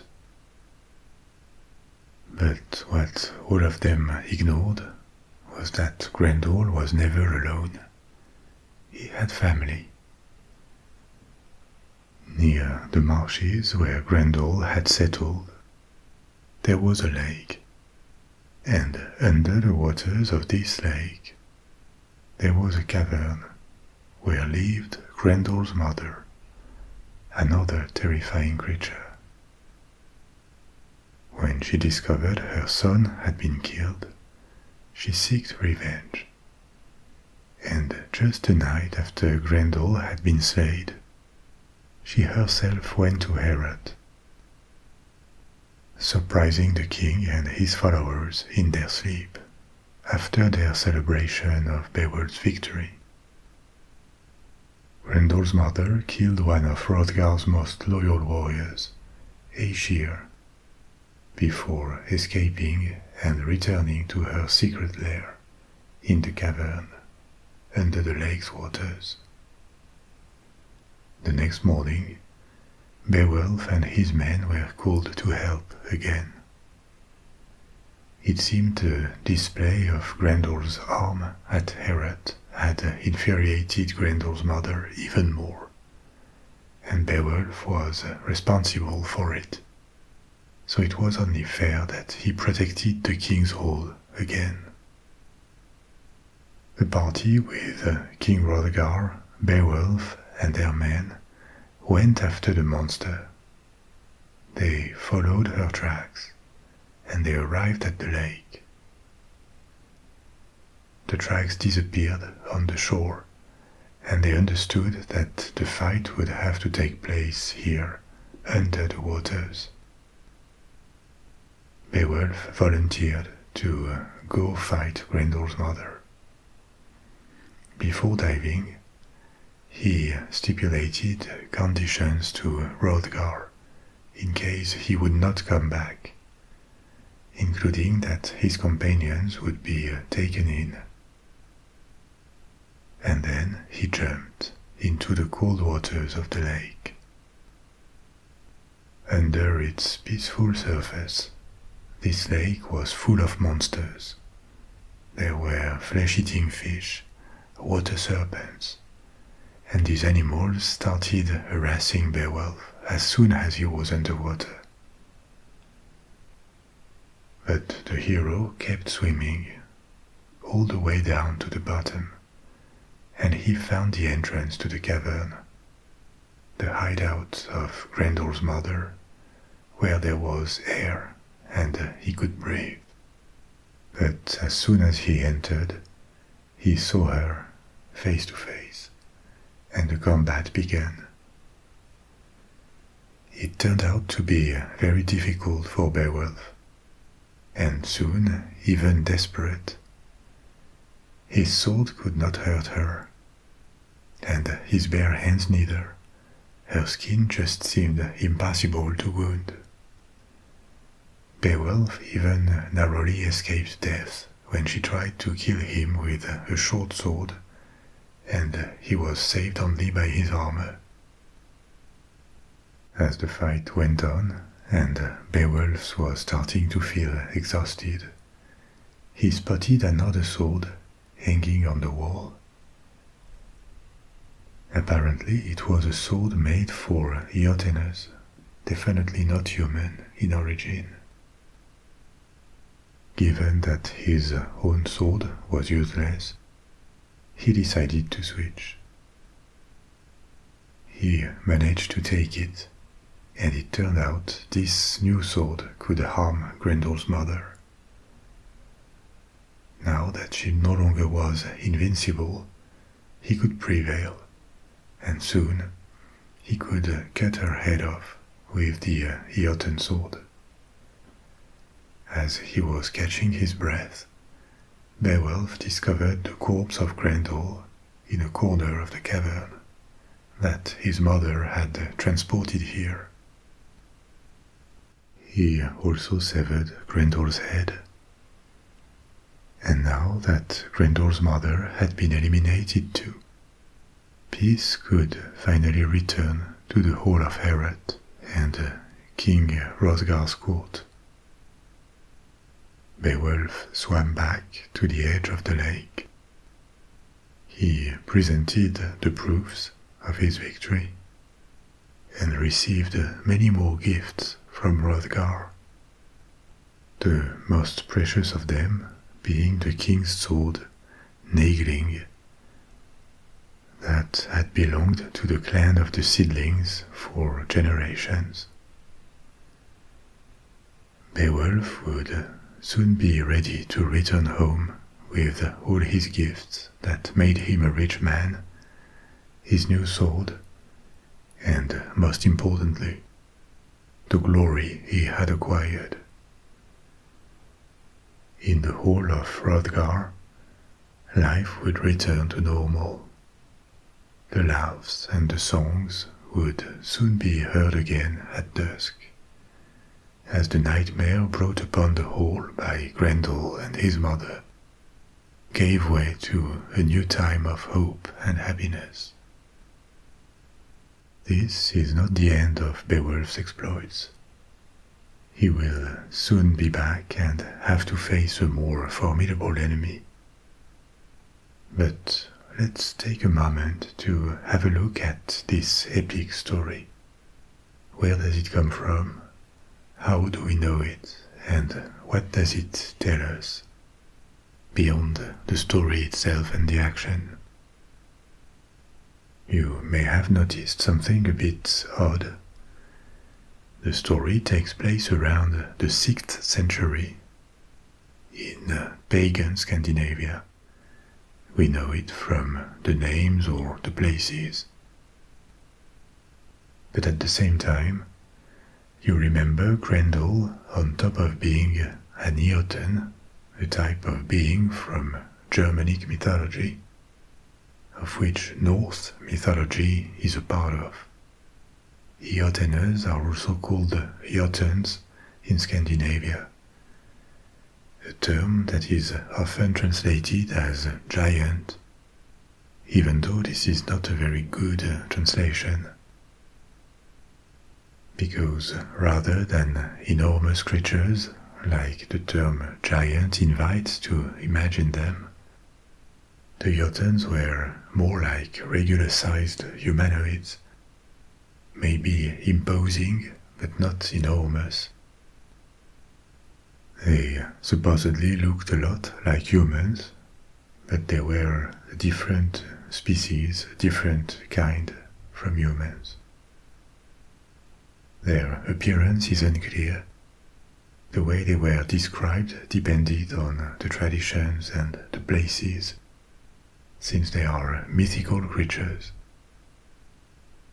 But the point is that, together with the story of Beowulf, its characters, its places, its references, the Eotons belong to pre-Christian Germanic culture or mythology. And yet, there is this reference to Grendel being a descendant of Cain, the first murderer from the Hebrew Bible and the Old Testament of the Christians. Cain was a man, and this reference originated in the Middle East, thousands of miles away from the regions where Germanic peoples lived. So how is that possible? It is possible because the version of Beowulf that we know of, the oldest written version, is from a manuscript produced in England at the turn of the second millennium, between 975 and 1025 AD, about 1,000 years ago for us. This manuscript was written at a time when England had been Christianized for several centuries already, and written culture, the production of manuscripts, was deeply tied to religion, to monasteries that were the main centers of production and conservation of knowledge and literature. So, the story enclosed in this manuscript is clearly of Germanic and pagan origin, but it is looked at through this Christian lens. It was written down at a time when Christianity dominated, by copyists, by scribes, who were most probably Christians themselves. And this is where the reference to Cain comes from. It was a way to Christianize it, in a sense. It sounds likely, but that's a topic of discussion between scholars, that the Christianization of this story also affected it in more subtle ways. For example, the glorification of pagan characters may have been toned down. There could have been an injection of moral principles that were not in the original version. The balance of the story could have been changed in ways that are not easy to find out, to disentangle after so much time. But let's take some of these questions in order. And first, why a pagan Germanic tale written in England? Because, as you know, England in the second half of the first millennium was dominated by Germanic peoples that had come from the continent. The most famous of these peoples being the Angles and the Saxons. In England, these Germanic settlers mixed with a local population that had a Celtic and Roman culture. The Roman Empire left important traces in England, but it was present for less time than in the rest of Western Europe, if you compare it with Spain or France. And this Roman presence did not fully transform the local culture out of a limited number of urban centers. For centuries, England of the post-Roman period was strongly influenced by Germanic culture. In a local variant of this culture, because of the distance with the continent and the variety of Germanic peoples. These differences started with the language.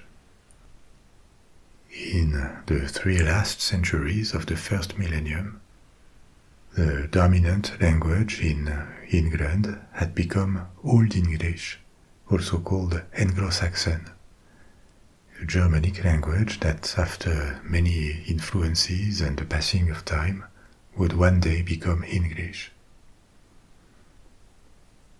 But don't imagine Old English or Anglo-Saxon as a kind of archaic English that a modern English speaker could vaguely understand. It worked and sounded really very different, not just the words, but also the structures.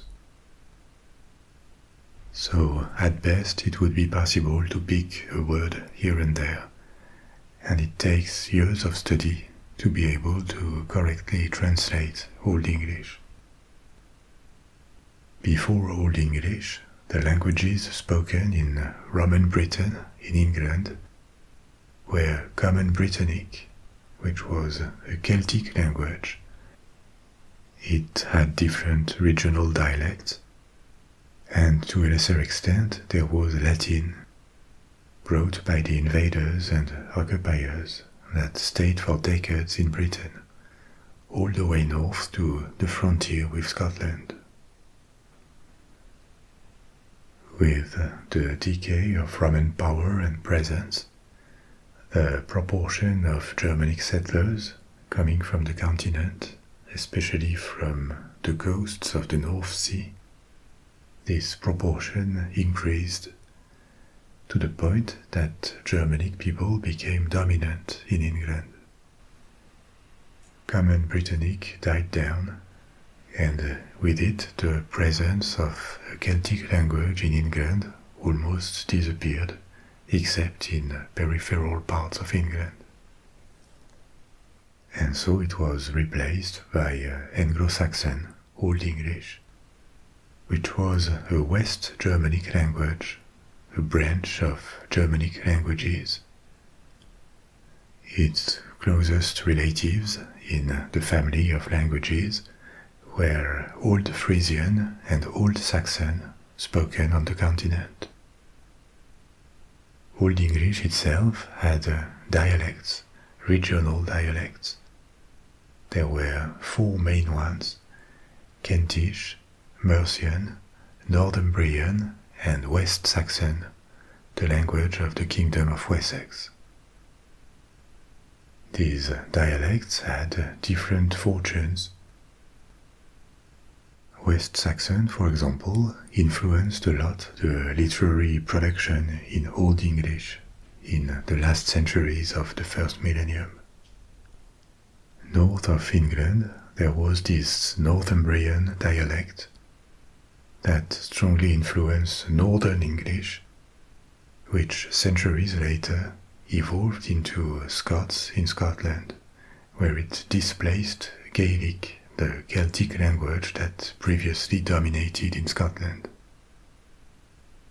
But the one dialect that became the base of Middle and Modern English in the following centuries would be Mercian.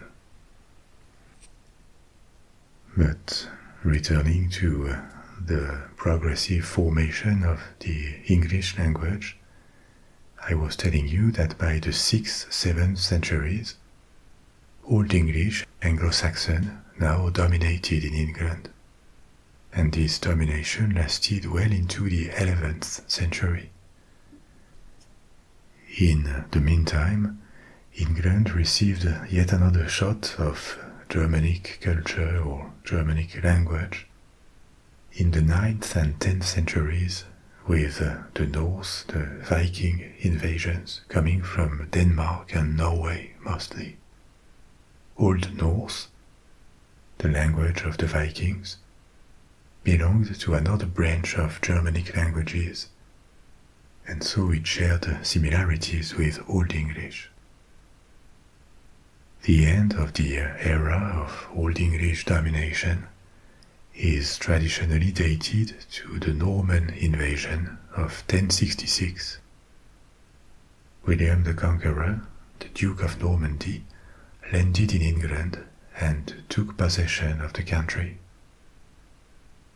The Normans, the new masters of England, brought with them their dialect of French, and the new language of the elites in England became Anglo-Norman in the 11th and 12th centuries.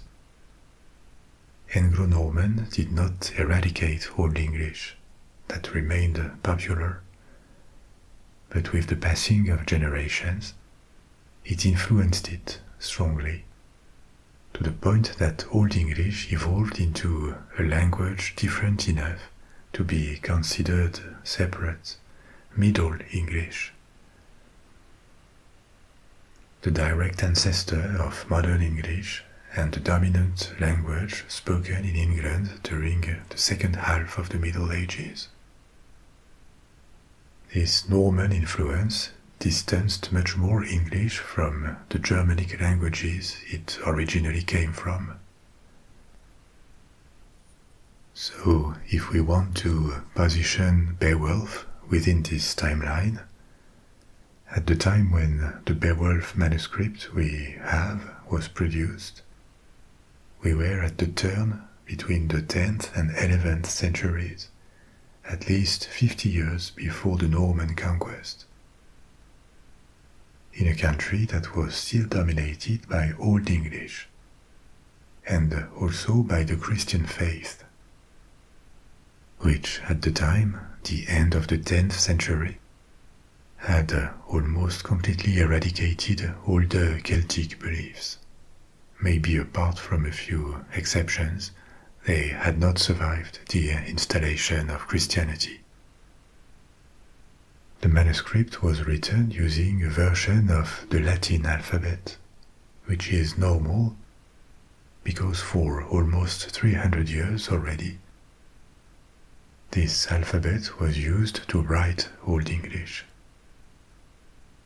There are a few known inscriptions in Old English that used a runic system, but this system was replaced by Latin letters from about the 8th century. All this lengthy historical explanation was for you to visualize a bit better where Beowulf comes from. We know the story in Old English from a manuscript produced in England, one of the oldest such manuscripts, so it can be regarded as one of the first pieces of English literature.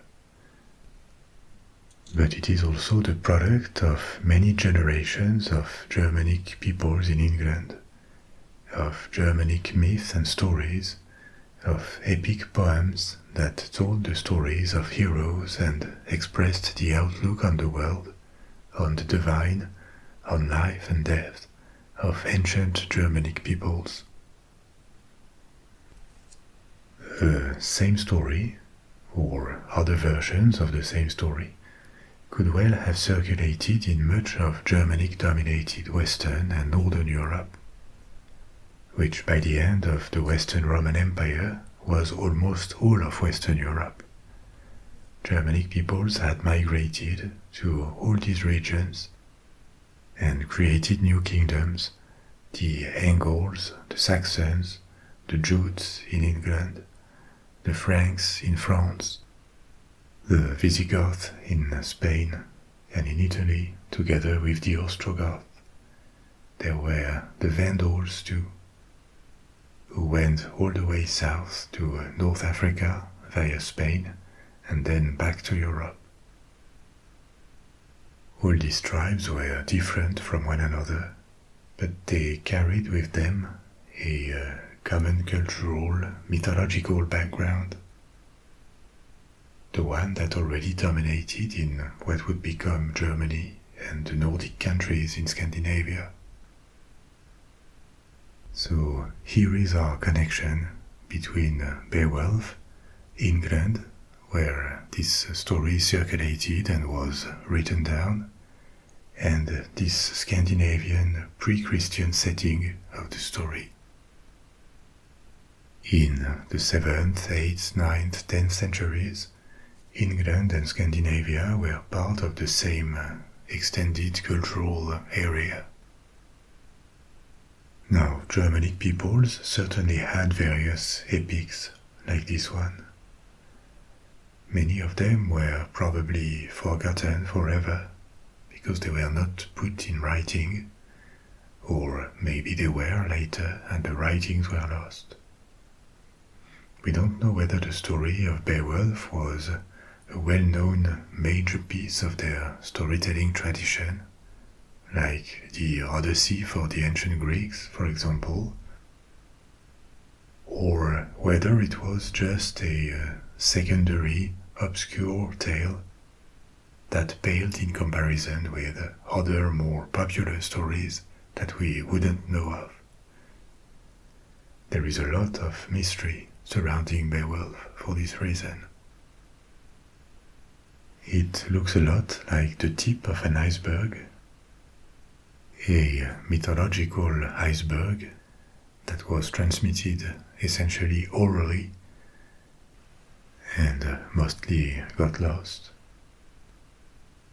By the way, this also happened to a branch of Germanic mythology, which is Norse mythology.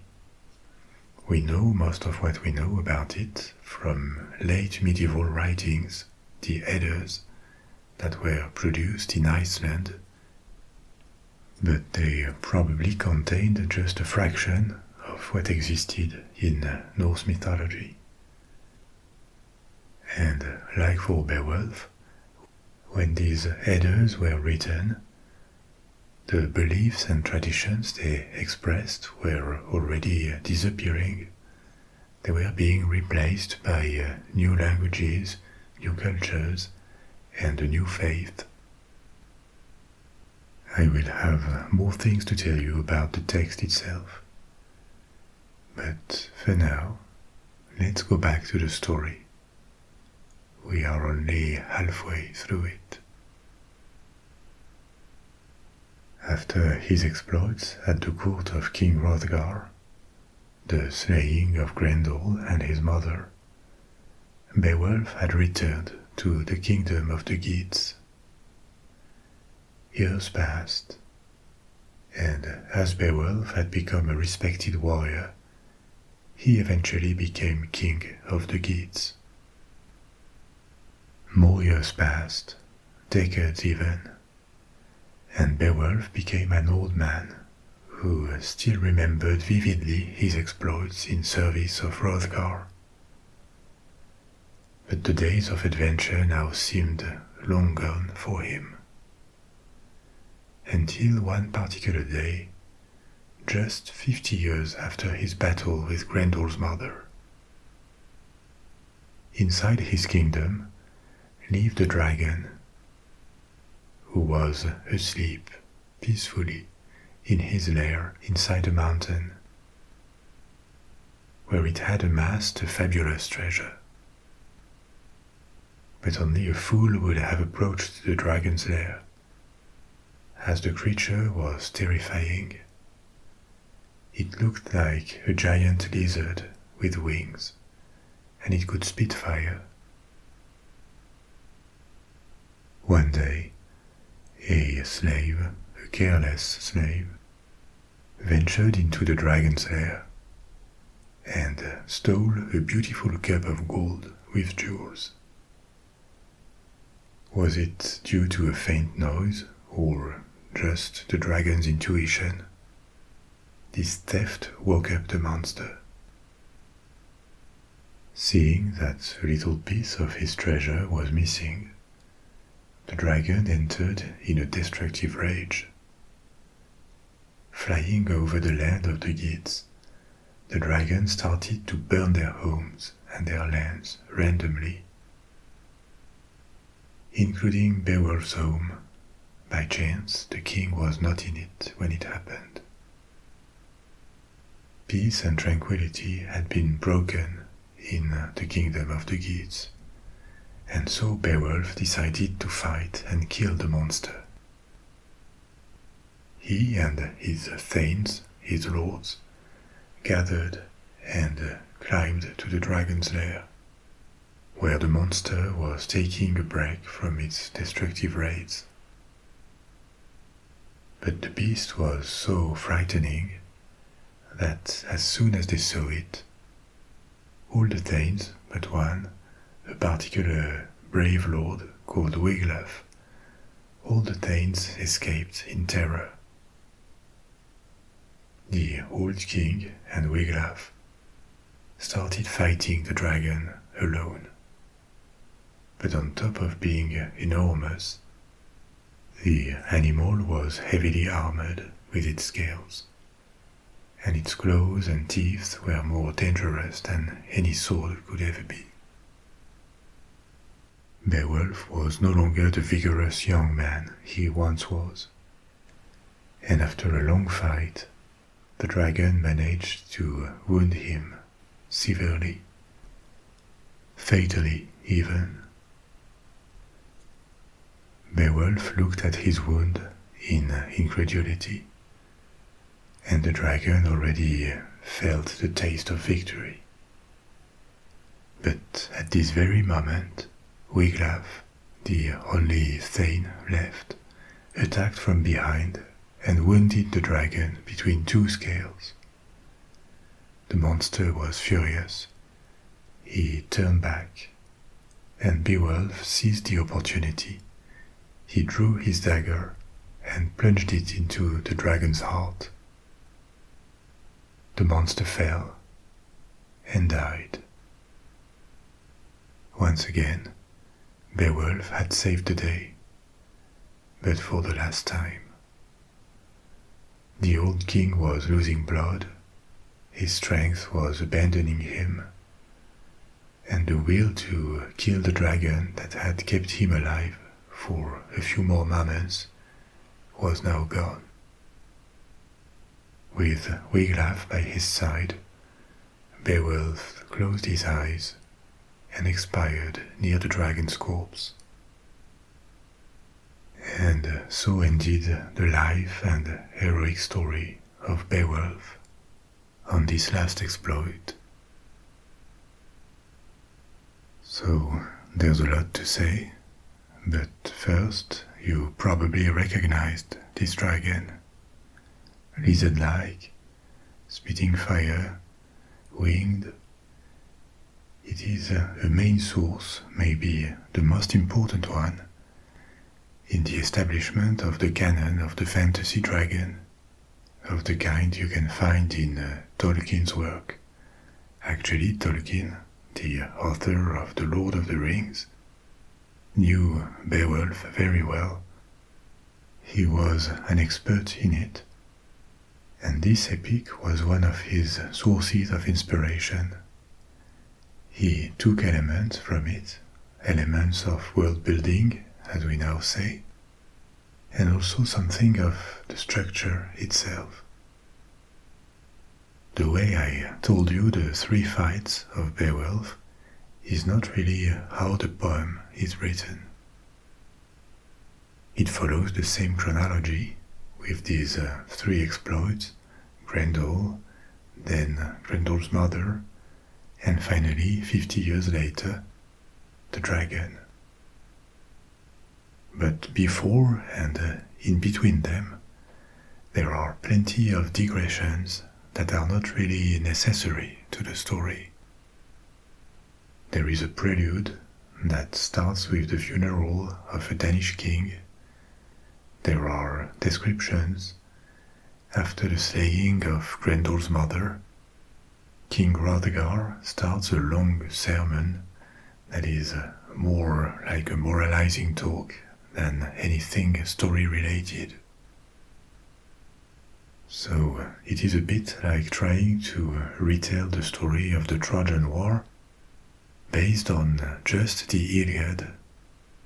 The Iliad is a main source for the story of the Trojan War, but if you take it how it is presented, you have essentially plenty of digressions, like lists of ships, of troops, of people, that don't really bring much to the story itself.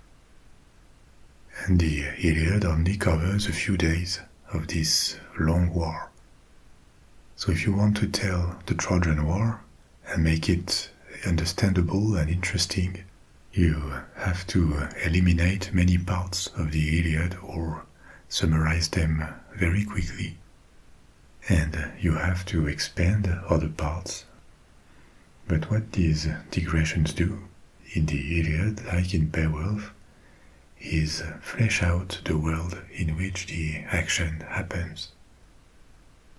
It gives it a sense of depth. It makes it credible and real in a sense. Tolkien, and after him the majority of authors in modern fantasy, were strongly inspired in that sense by Beowulf. Fantasy books are almost always full of this world-building information that is not necessary to the story, but gives it a credible and appealing background. Anyway, the inspiration that Tolkien drew from Beowulf to create Middle-earth and the Lord of the Rings is a topic in itself. The names of races like Ents, Orcs, Elves, the names of people, of places, the structure of society, the style, a lot of it was taken from Beowulf, and more broadly from Germanic mythology and traditions, as they were understood in the 19th and 20th centuries. Like other antique epic poems, Beowulf begins in the middle of action, in medias res, as it is called. It was the same for the Odyssey or the Iliad, and I told you about the narrative structures of these in the previous stories. We have it again here in Beowulf. It is first and foremost the story of a hero, an epic tale. But instead of starting the story with this hero, which could make sense, we begin with a prelude at the court of Hrothgar, with the invasion of the Hall of Heorot by Grendel. And only after that the hero is introduced.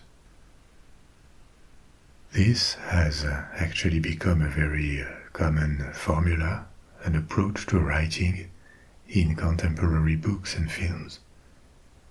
If you take the majority of modern thrillers, adventure or horror films, cop shows, courtroom dramas, they often begin with a scene that takes you straight into the action before the opening credits, and only after do we discover the main characters and understand that the first scene was an introduction to what the development of the story will be, or a way of introducing characters by showing what they do, rather than telling it, which is always a good way to avoid tedious exposition and also hook viewers at the same time.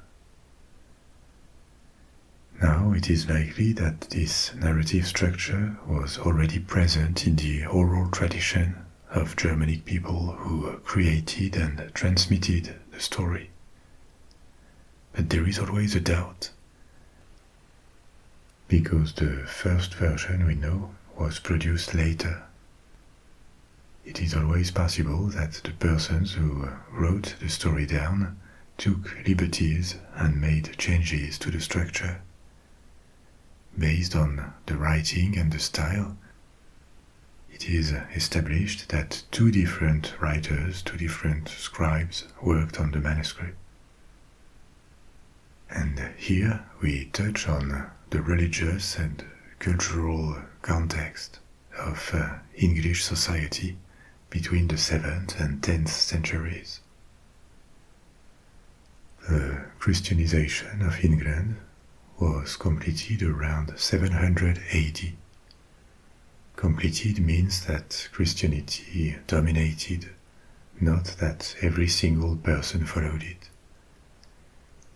Many authors dated Beowulf, the creation of the story, not the manuscript, to the 8th century for that reason, because according to them, the story, the characters, retain a lot of the pagan Anglo-Saxon culture that declined fast after 700 AD.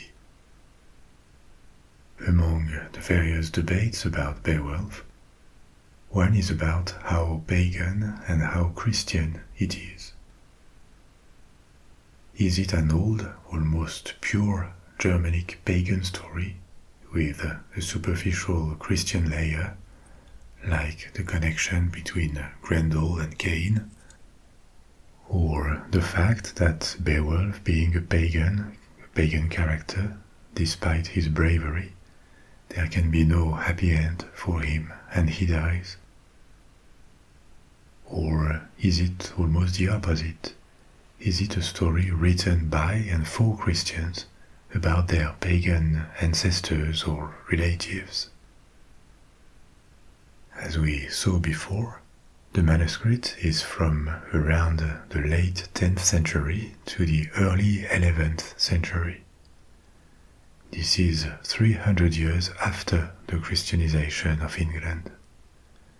So there is little doubt that the story of Beowulf circulated in a society that was no longer pagan.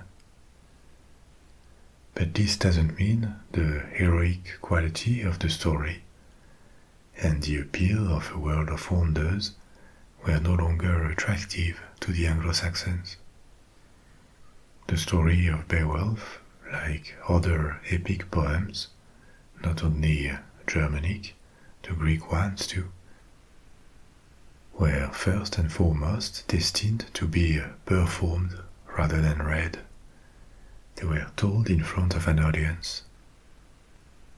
Part of the work of scholars who study texts and societies from these periods is to try and recreate, to understand how this was done. Was it a kind of theater with actors? Was it just one person telling it quietly around a fire? There are many aspects of the cultural and social practices of this period that we ignore and that are subjects of speculation, of guessing. So the debate about the nature of this version of Beowulf that we know of is going on. Some see it as one of the last expressions of a pagan, tribal society that was disappearing but happened to put this text in writing before it was forgotten. And others see it more as a Christian story, or a story for Christians, set in a pagan context. And if this is true, it could also mean that the Beowulf we know has been amputated of different parts that did not pass the Christianity test.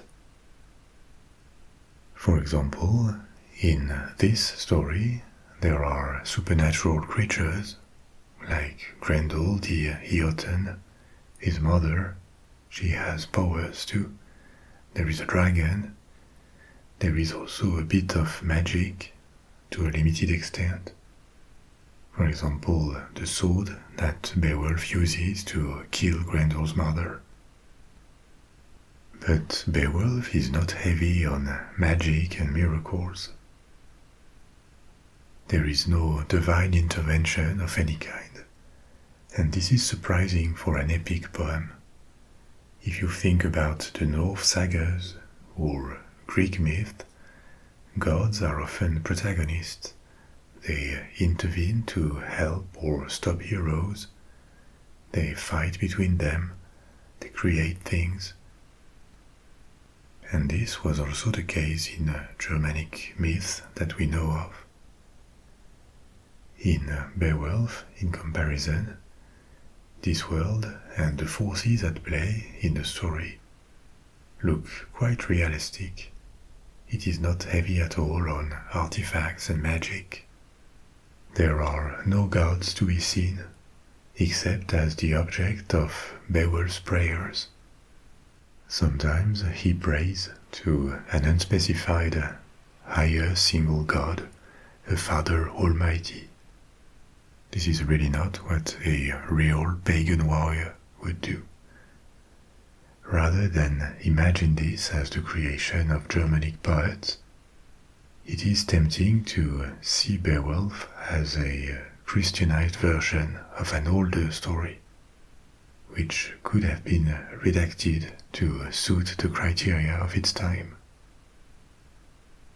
And with this, we return to this uncertainty about whether Beowulf is really a pagan work with a bit of Christian coloring on the side, or the other way around, a story produced by a Christian society that used pagan cultural elements and a pagan setting from its own past to make it colorful, historical, and attractive. We should also not rule out a possible influence of the Greeks and the Romans on the written version of Beowulf. A century ago, it was popular to make comparisons with the Odyssey by Homer or the Aeneid by Virgil.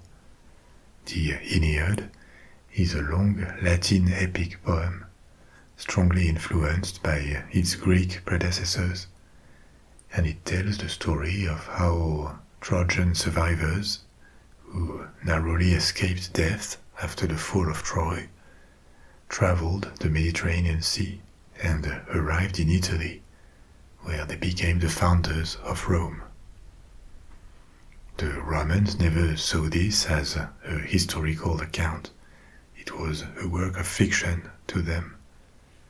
But apart from belonging to the same kind of epic, heroic tale, a possible influence of these antique works on Beowulf just comes from their presence in England at the time of its Christianization.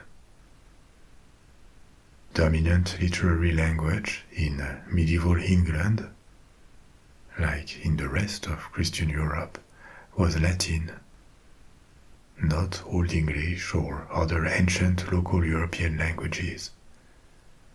The texts that mattered the most, like science treatises, theology, were to be written in Latin first. Greek culture was also discrete in medieval England, but it was present. Educated people learned Greek alongside Latin, and for example, in the late 7th century, the Archbishop of Canterbury was a Greek man, Theodore of Tarsus, who had fled the Middle East, relocated to Rome, and be sent to England as an archbishop.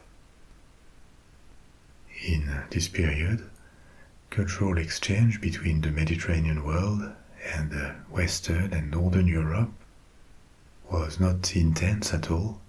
This part of the world had been sent back several centuries in time in terms of infrastructure, culture, and standards of living after the fall of the Roman Empire. But there were still tenuous contacts, and the most important of these networks was Christendom, the Catholic Church that was expanding to Europe. And through its structure with all its dioceses and its hierarchy, it connected all regions. That's why beyond the story, the existence of Beowulf tells us of a disappeared world, the time of the Anglo-Saxons in England, of the Christianization of Europe, of the emergence of new states that, for some of them, evolved into modern countries. The Anglo-Saxon kingdoms of England, the Frankish kingdom of Francia, with its western part that became a proto-France, and its eastern part that formed the core of the Holy Roman Empire, centered on Germany and the north of Italy, in the north of Europe too. By the time Beowulf was put in writing, the Norse were being Christianized and formed kingdoms that still exist, like Denmark and Norway. There could be many more aspects to mention, but one last, maybe, is that Beowulf mixes different types of elements. There is legend, myth, fiction, but also historical elements. King Hrothgar and his dynasty that get a significant exposition in the first part of the poem are generally considered based on the real Silding dynasty from 6th century Scandinavia. There were also archaeological finds in the east of Denmark in the past few decades, in the area where tradition located the Hall of Heorot, the seat of the Sildings, this dynasty to which Hrothgar belonged. And archaeologists found there the remains of 3 mid-6th century halls, large rectangular buildings measuring 50 meters, 160 feet. Nothing proves they were actually the seat of the Sildings and the Heorot depicted in Beowulf. But still, this brings credibility to the idea, the hypothesis, that elements of Beowulf are rooted in the history of Scandinavia. Elements that would have crossed the North Sea, included in stories, or because they were famous by themselves in England and were reused in stories there.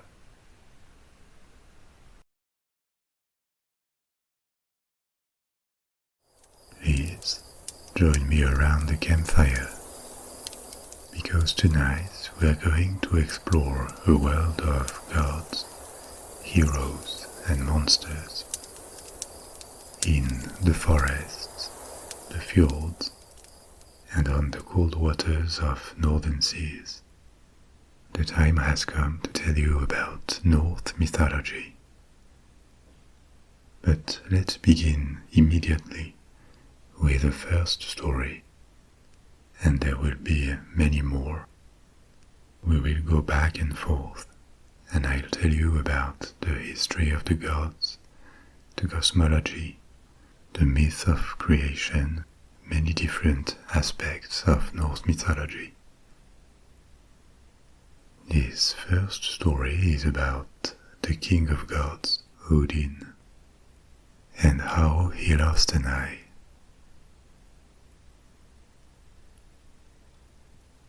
Odin was the ruler of the Aesir tribe of deities, an all-powerful clan that included Thor, Tyr, Loki, Balder or Heimdall, and many more. Their home was Asgard, one of the 9 worlds, and the highest of these 9 worlds, because all the worlds were located on the branches of the world tree, and Asgard was on the highest and sunniest branch. But Odin was not the kind of almighty warrior that ruled by pure physical strength, like Thor. He was also an avid seeker of knowledge. He did not always play by the rules of honor or justice, and he was as much into poetry and the quest for wisdom as he was into triumphs on the battlefield. He often left Asgard to wander through the cosmos and pursue his own goals. His thirst for knowledge and for discovery was such that he was willing to sacrifice almost anything to it. And this is how he was able to discover the secret of the runes. at the center of the cosmos was the world tree, Yggdrasil, that supported the 9 worlds on its branches. Yggdrasil grew out of an infinitely deep pool, the Well of Erd, and the mysterious depth of the pool held many of the most powerful beings and forces of the cosmos, so mysterious and secret that they were unknown to the gods of Asgard themselves. Among these beings were 3 maidens, the Norns, who created the fates of all beings. They shaped fates by carving magical symbols, the runes, into Yggdrasil's trunk, and these intentions traveled throughout the tree by the power of these runes, reaching the worlds and individuals they were destined to. Everyone and everything in the 9 worlds, up to Asgard on top of the tree, was affected by the power of the Norns and their runes. From his throne, Odin observed the 3 maidens, and his will to appropriate their power and their wisdom only grew day after day. He became so obsessed that no sacrifice seemed too big to complete this task. But the runes did not reveal themselves to any but those who were worthy of seeing them, those who had proven their absence of fear. And Odin could not see them. He had to prove his worth. So he hung himself from a branch of Yggdrasil. He pierced himself with his spear, and from this terribly precarious position, he scanned the dark waters below him. He had forbidden any other god to help him, because this would have invalidated his attempt at showing he was willing to sacrifice himself, and that he feared nothing on his quest to discover the runes. He stared and stared into the waters, staying on the edge that separates the living from the dead. After one day, he still hadn't seen the runes. Another day passed, then several more, and the runes still refused to reveal themselves. But at the end of the 9th day, as his last forces were vanishing without bending his will, he began to perceive shapes in the depth of the pool. The runes had finally accepted the proof of his fearlessness. They had accepted his sacrifice, and they began to show themselves to him. They did not only reveal their shapes, they also let him see and learn the secrets that lied within them, beyond their physical form. Odin quickly fixed this new knowledge in his memory that knew no limit, and ended his ordeal by climbing on the rope he had used to hang himself. He could then return to Asgard and heal his wounds. Odin had now acquired the power of the runes, which turned him into one of the mightiest beings in the universe. And he liked that, because his thirst for power was as great as his curiosity for knowledge. Armed with the knowledge of the runes, he could now protect himself and his friends in battles. He could wake the dead. He could render his enemies' weapons useless, magically put out fires, or heal any wound, physical or emotional. Odin was satisfied, but he never had enough. And on another occasion, he proved again his willingness to sacrifice himself to acquire knowledge. At the base of Yggdrasil, amongst the roots of the world tree, lived an exceptionally wise being called Mimir, who sometimes advised the gods.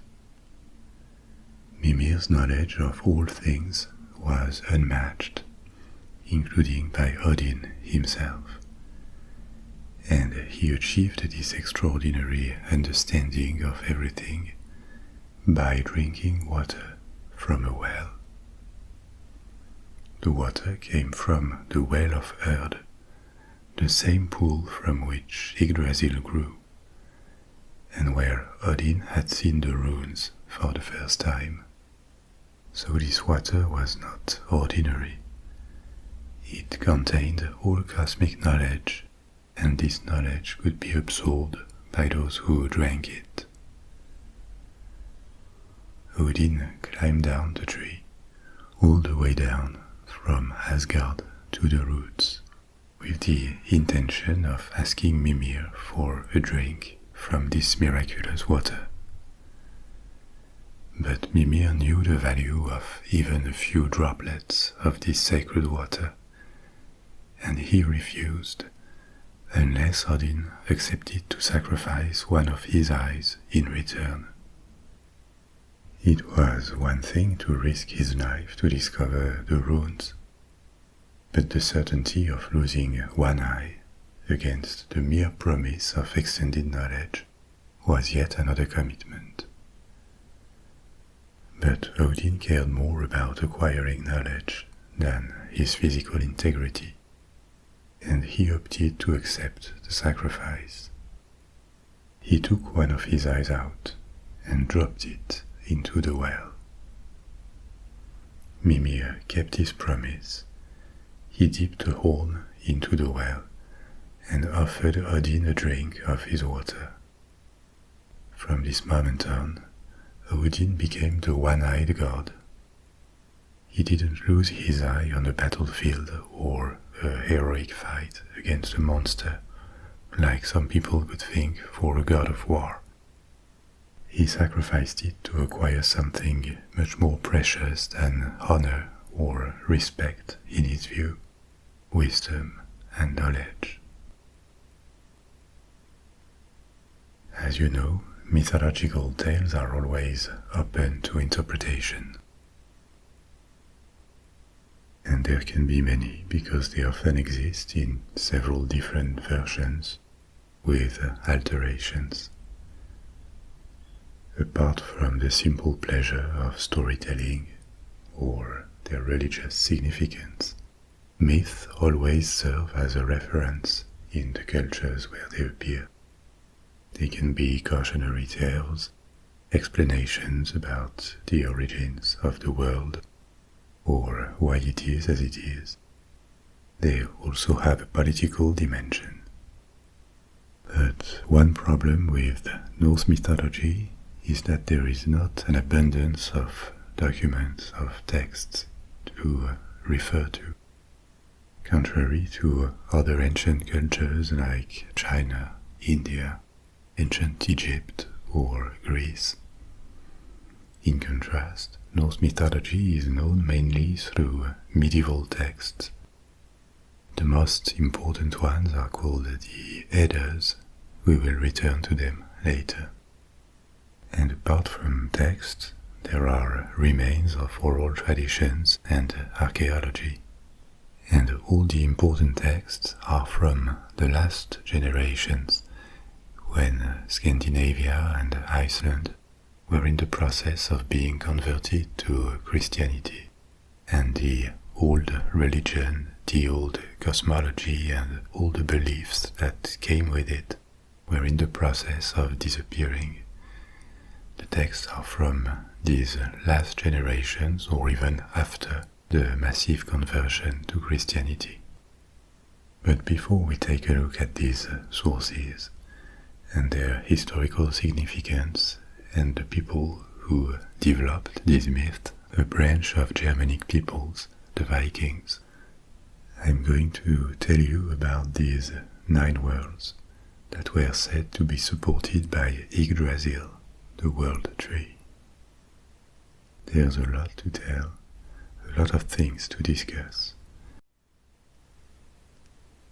I already told you about Asgard, the land of the Aesir gods.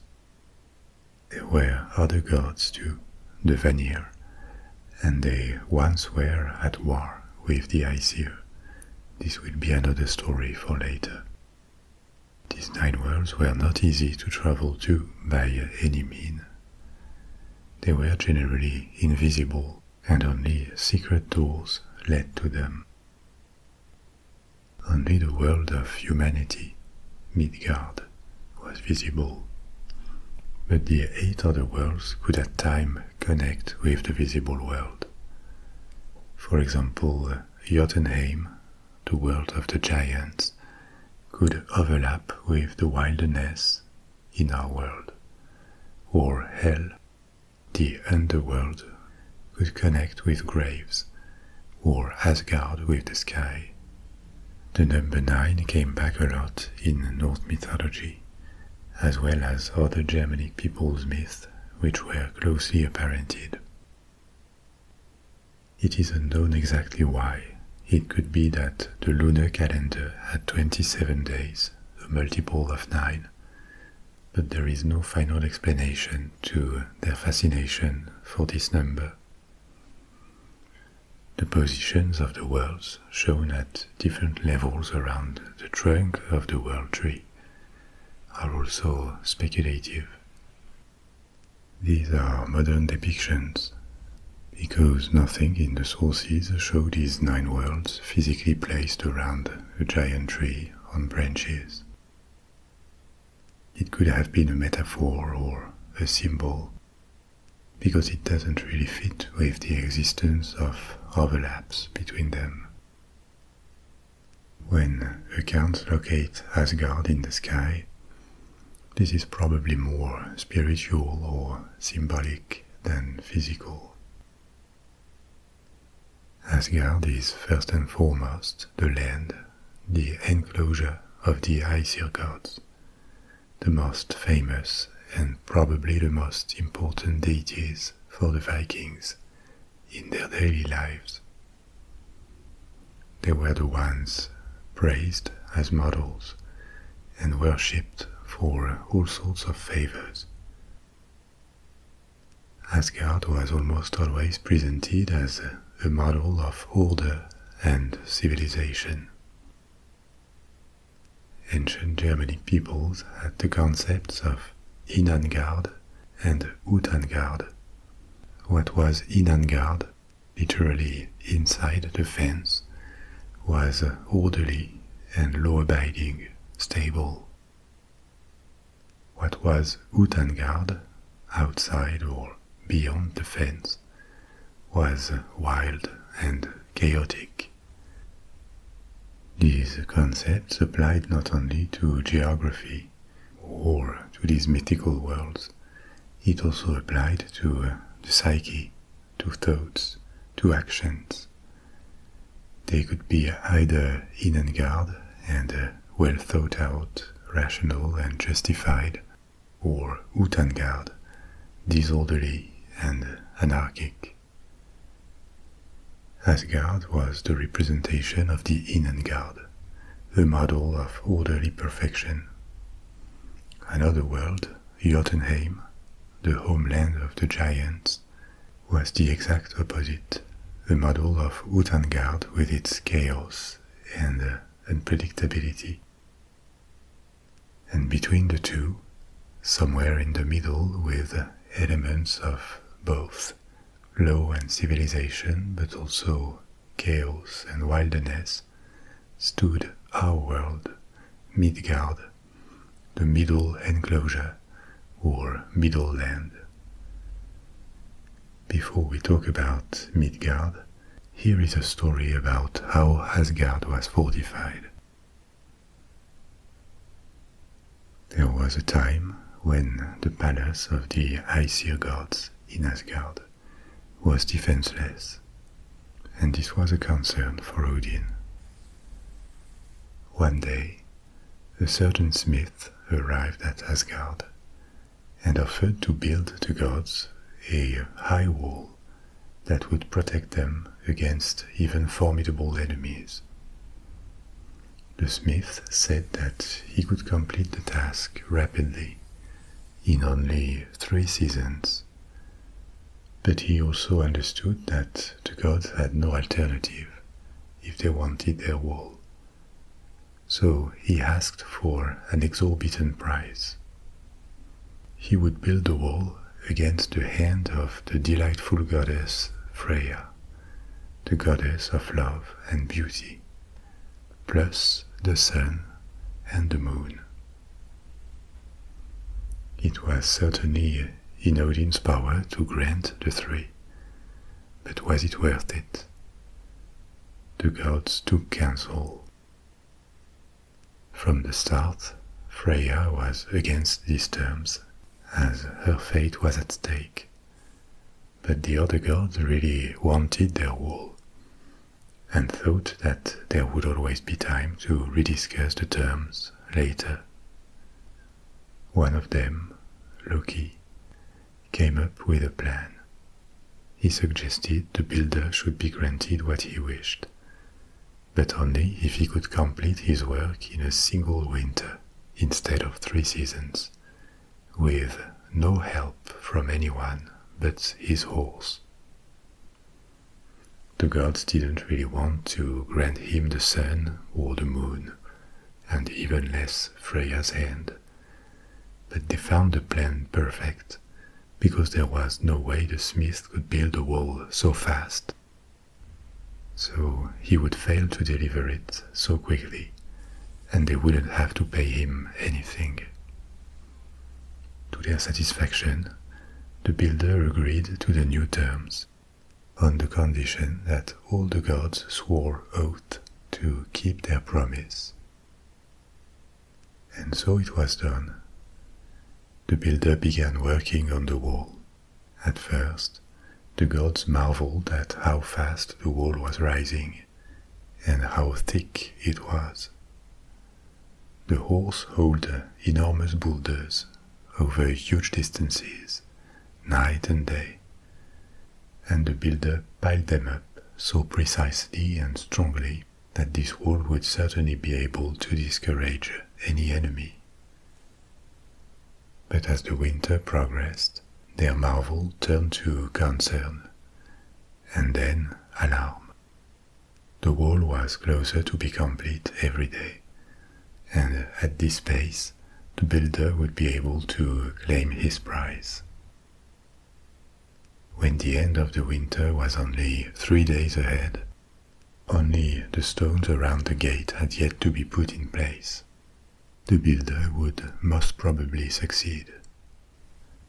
The gods' fear and anger at being so close to being tricked turned against Loki, the instigator of the plan.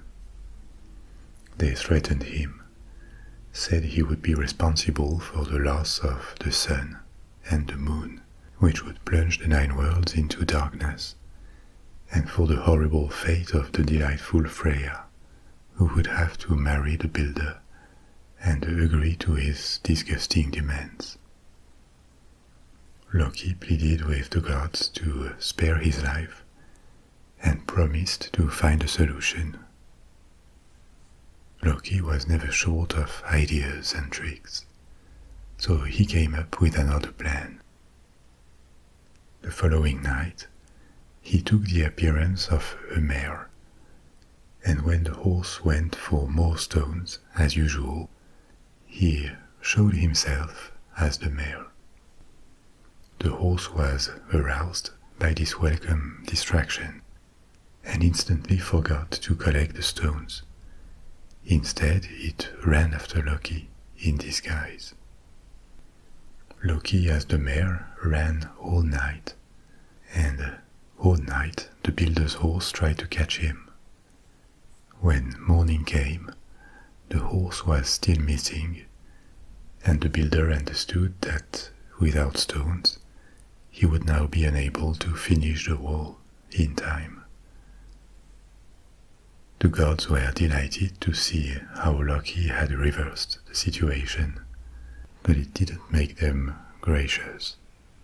Their anger of almost having been played turned against the builder. Instead of wages for his work, they deemed justified a punishment for the builder who had almost earned the sun, the moon, and Freya's hand. Thor gave him a fatal blow from his hammer, and the builder was no more. But the gods were not the only winners here, because far from the wall, in the forest, the horse had finally caught up with the mare, and could finally achieve his goals with poor Loki. Of this unexpected union, an 8-legged horse soon saw the light of day, the horse Sleipnir, that would become Odin's mount. Now, let's resume our exploration of the 9 worlds and talk about Midgard. Midgard was created by the gods. They slew a giant called Ymir, and they created the various parts of the world from its body parts, including a fence that they made from Ymir's eyebrows. It sounds rather bizarre, and in fact in many Norse myths the proportions are quite surprising. They didn't have a monopoly on this. For example, in Greek mythology, one anecdote was that all the stars we see at night, the entire Milky Way, was actually breast milk spilled by goddess Hera when she fed the young Hercules. It didn't sound very realistic either, and we will see later with the Norse myth of creation that it was not at all about realism or accurate proportions. This didn't really matter because as myth they were a kind of poetry, and they had metaphorical functions or symbolic functions. Realism was not the point.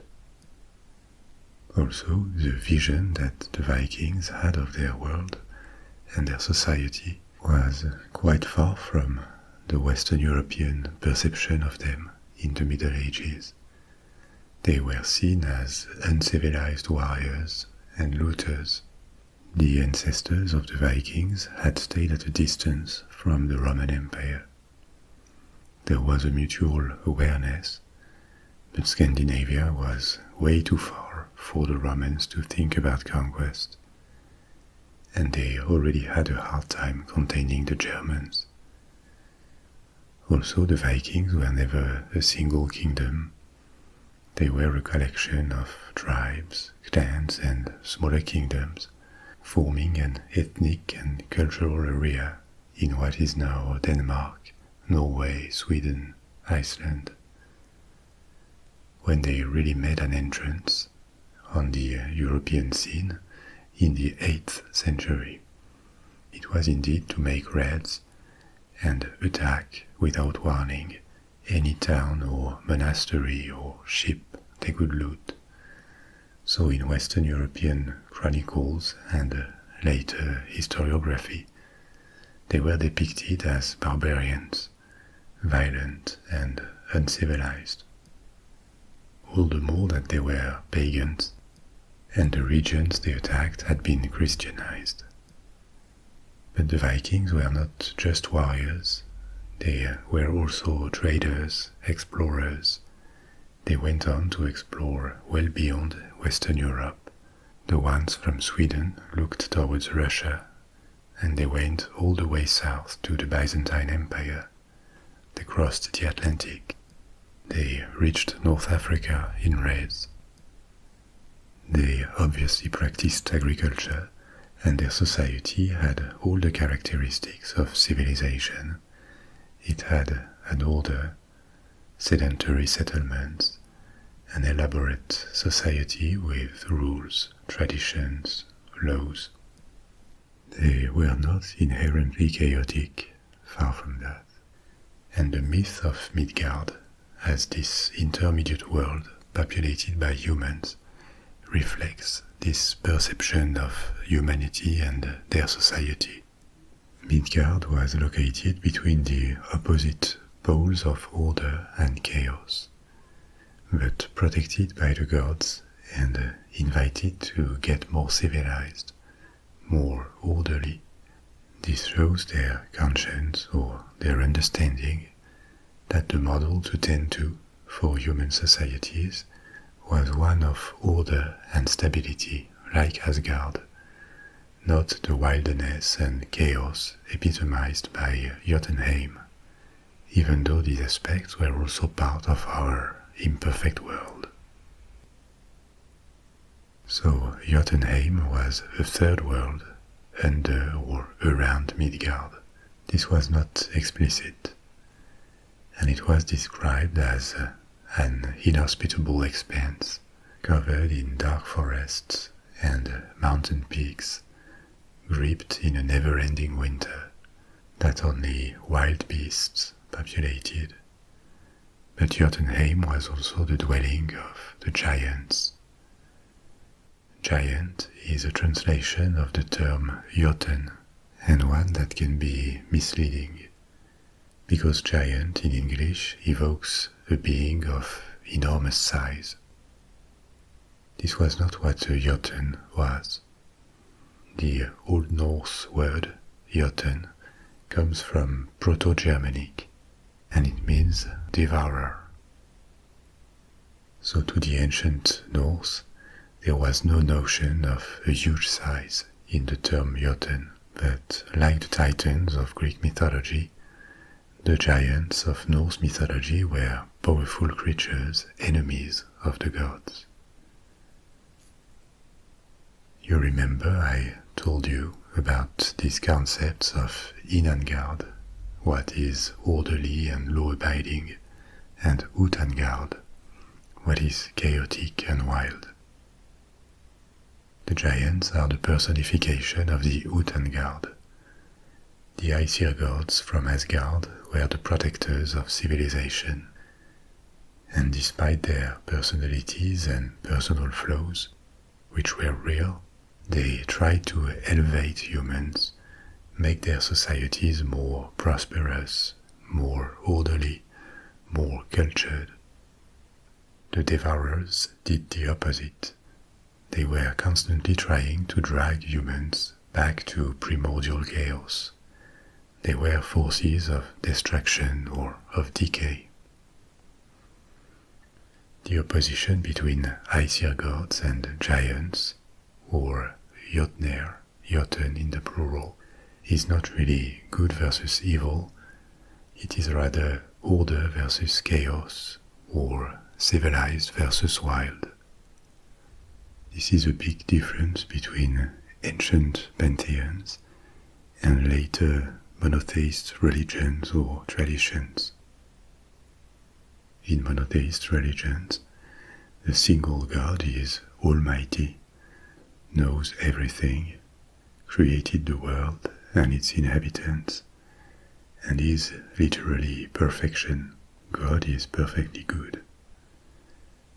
On the opposite, the devil is a representation or an incarnation of evil. Gods from ancient pantheons were not that powerful, and they were never perfect. They were not the creators of the cosmos either. They had been created with it, and even though they were eternal and incomparably more powerful than humans, their power had limitations. They could not know everything. They had to fight. They made mistakes. They had distinct personalities, and sometimes even their rule was not eternal. We will see that later with Ragnarok at the end. Specifically in the Norse pantheon, the giants were not intrinsically evil. They just followed their destructive nature, and occasionally they could even play a useful role, even though inadvertently. The Aesir gods and the giants were not even entirely different creatures. Odin was half giant, and the gods didn't seek to destroy the giants, but rather to keep them in check so that a balance would be preserved. So let's keep exploring the 9 worlds after these 3 ones: Asgard, Midgard, and Jotunheim. The 4th world was Vanaheim, the home of another tribe of deities, the Vanir. These gods are like the lost continent of Norse mythology, because the sources are very fragmentary, so we don't exactly know what their importance was to the Norse. Some of them may have been among the most widely worshipped across the Viking world, but to us they look eclipsed by Aesir gods. There is no known description of Vanaheim either. It is vaguely pictured as a place wilder than Asgard, where the forces of nature dominate, but it doesn't really inform us of the precise vision that the Norse had of this world.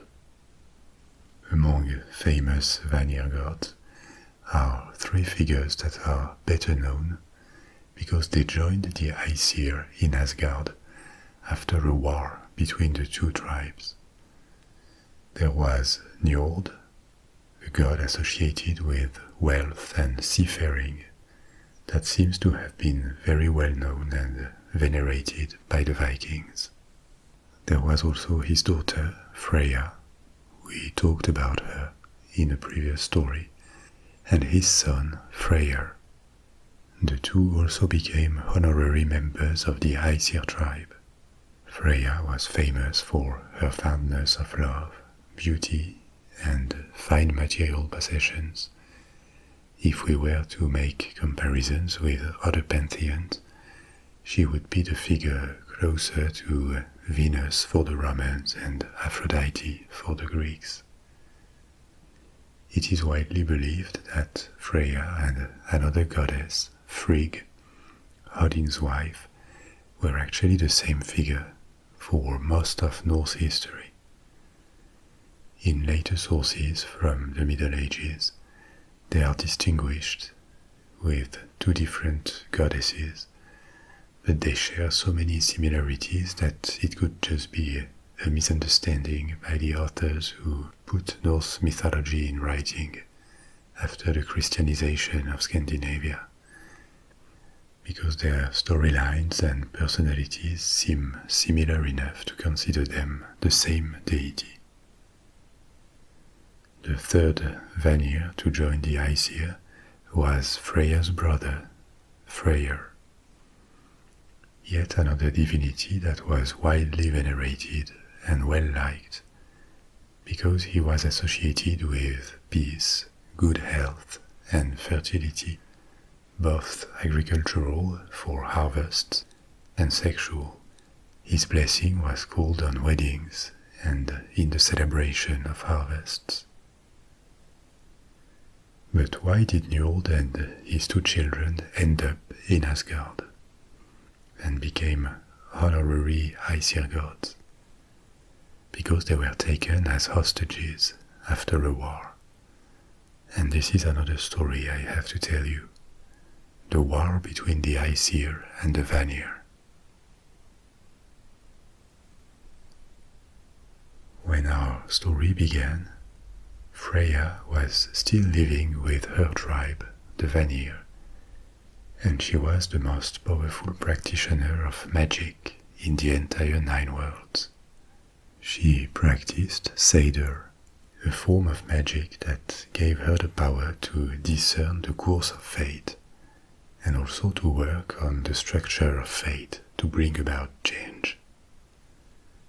In other words, Freya could interfere in destinies, and her services were passionately sought after. So she traveled from town to town and from world to world, where people would hire her for her craft. She eventually visited Asgard, the home of the Aesir. The Aesir gods were impressed with her talent and sought her services, so much so that soon it became almost an obsession for them. Their selfish desires that they wished to fulfill with the help of the magician were becoming more important than anything else, and the rules of honor, loyalty, and obedience to the law that characterized the Aesir were pushed aside. Realizing that, they didn't blame themselves for their own shortcomings. This was not their way of dealing with problems. They blamed Freya. They conspired to murder her and return to their previous life once she would have disappeared. 3 times they tried to burn her, but she was a powerful goddess too, and 3 times she was reborn from the ashes. When the Vanir learned what had been done, or at least attempted, against one of their own, they became hostile to the Aesir, and soon the hostility between the 2 tribes erupted into war. They began fighting. The Aesir with physical strength and the rules of combat, the Vanir through magic, which was their way. The war remained indecisive for a long time. Each side gained the upper hand in turns, but neither the magic of the Vanir nor the strength of Thor or the tricks of Odin and Loki could put an end to it. Eventually, the 2 tribes had enough of this fighting and agreed to call a truce. This is when they exchanged hostages that would live with the other tribe as a guarantee of peace, as was customary between tribes that had been at war. Njord and his children, Freya and Freyr, joined the Aesir. The Vanir welcomed 2 members of the Aesir, Heinir, a god of great strength that presided over frenzy on the battlefields, but of limited intelligence. He was often at a loss for words. And Mimir, the same Mimir who had gained incomparable wisdom thanks to the magic water, and that Odin had visited and offered an eye to, in order to broaden his knowledge in our first story. The Vanir were well versed into the magic arts, but it didn't mean they were that smart. They observed that Heinir was able to give advice of extraordinary wisdom and value, and they began to regularly ask for his insight on everything. What they didn't realize was that Heinir was visionary and articulate only in the presence of Mimir, who was the real source of wisdom. As time passed, they kept asking Heinir for advice on any problem. But as he was not always in the company of Mimir, he also gave pointless and unhelpful answers. The Vanir grew angry at his stupidity and felt cheated in the exchange of hostages. So, as retribution, they beheaded Mimir, the very source of wisdom they could have used to their advantage, and they sent his head back to Asgard. Odin was quite sad of the loss of his old friend, but this didn't restart the war. Instead, Odin embalmed the head and revived it with magic spells, so that the preserved head of Mimir would continue to give him advice in times of need. Now let's resume our exploration of the 9 worlds with a 5th and a 6th ones. Niflheim, the world of fog, ice and darkness, and Muspelheim, the world of fire and heat. These two were cosmological opposites, and they played an important role in the creation of our world and all living beings. This is yet another story, the birth of the giant Ymir, the ancestor to all the giants and also the gods. How did it all begin? Before there was any living creature, or even plants, soil or sky, there was only a gaping abyss, an expanse of darkness and void that existed between Niflheim, the homeland of ice, and Muspelheim, the homeland of fire.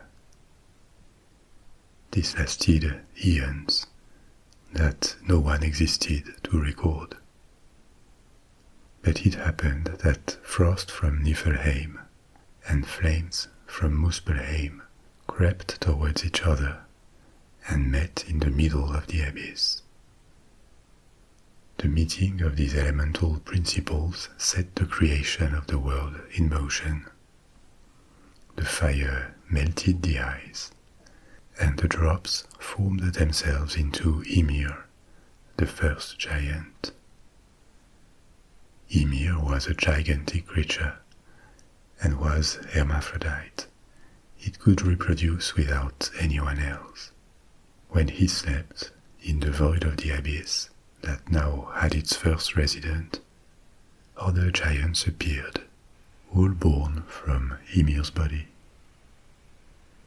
As the frost continued to melt, a second creature was born from the drops, a cow.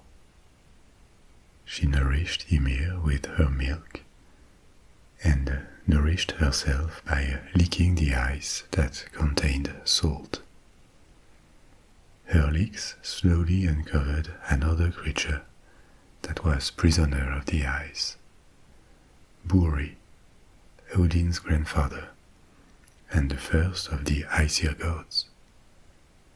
Buri had a son, who married a female giant, a daughter of Ymir, the primordial giant, and together they had 3 children, Odin and his 2 brothers, all half-giant and half-god. Odin and his brothers slew Ymir, and from his corpse they constructed the world. They formed oceans from his blood, soil from his skin, vegetation from his hair, the sky from his skull. And on this new world, the first spring began. Some time later, the gods formed the first man and the first woman from tree trunks, and humanity began to multiply. But many giants had appeared from Ymir's body before the first giant died. Giants had multiplied, and their chaotic nature threatened to destroy this new world, Midgard. So in order to protect it, the gods built a fence around it, using Ymir's eyebrows, so that this new world would thrive, at least for now, because everything that begins needs to end, and the end of times would eventually happen. We will see that later. So we have seen 6 worlds at this point: Asgard, Midgard, Jotunheim, Vanaheim, Niflheim, and Muspelheim. There are 3 left. 2 others were home to extraordinary creatures: Alfheim, the world inhabited by the elves, demigod-like beings.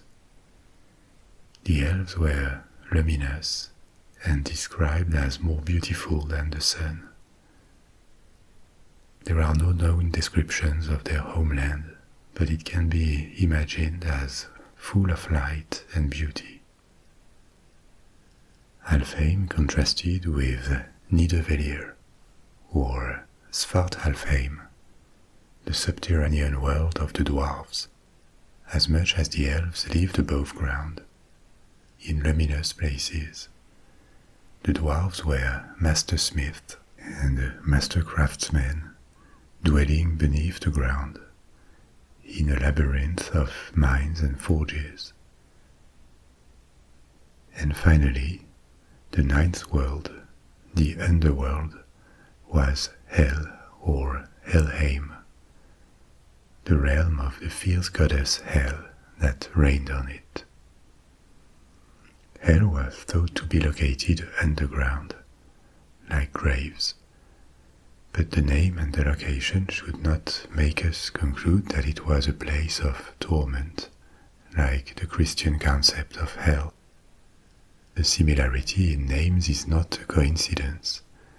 Hel, H-E-L, and the modern English word hell have the same root in the Proto-Germanic language, which is an ancestor of Old Norse and Old English.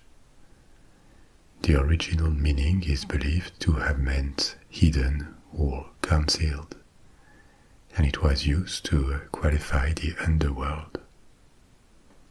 It is likely that when Christian missionaries spread Christianity to the Anglo-Saxons, they used the closest word they could find in Old English to refer to Satan's realm, and the same term came to name the Christian hell in English. But apart from the similarity in name, and the fact that it could be located underground in both traditions, the two concepts are very different. In Norse religion, hell was not a world where people ended up after death as a form of punishment. It was generally cast in neutral terms, as a place where people kept living on the other side of death, doing the same kind of things, eating, drinking, sleeping, fighting. All these worlds, their functions, their locations, or their history, appear in the various sources that give us access to Norse mythology. But the sources may be conflicting. They came from different places and periods. Like all mythology, Norse mythology was not set in stone, and it evolved over time. So what are the sources we have at our disposal?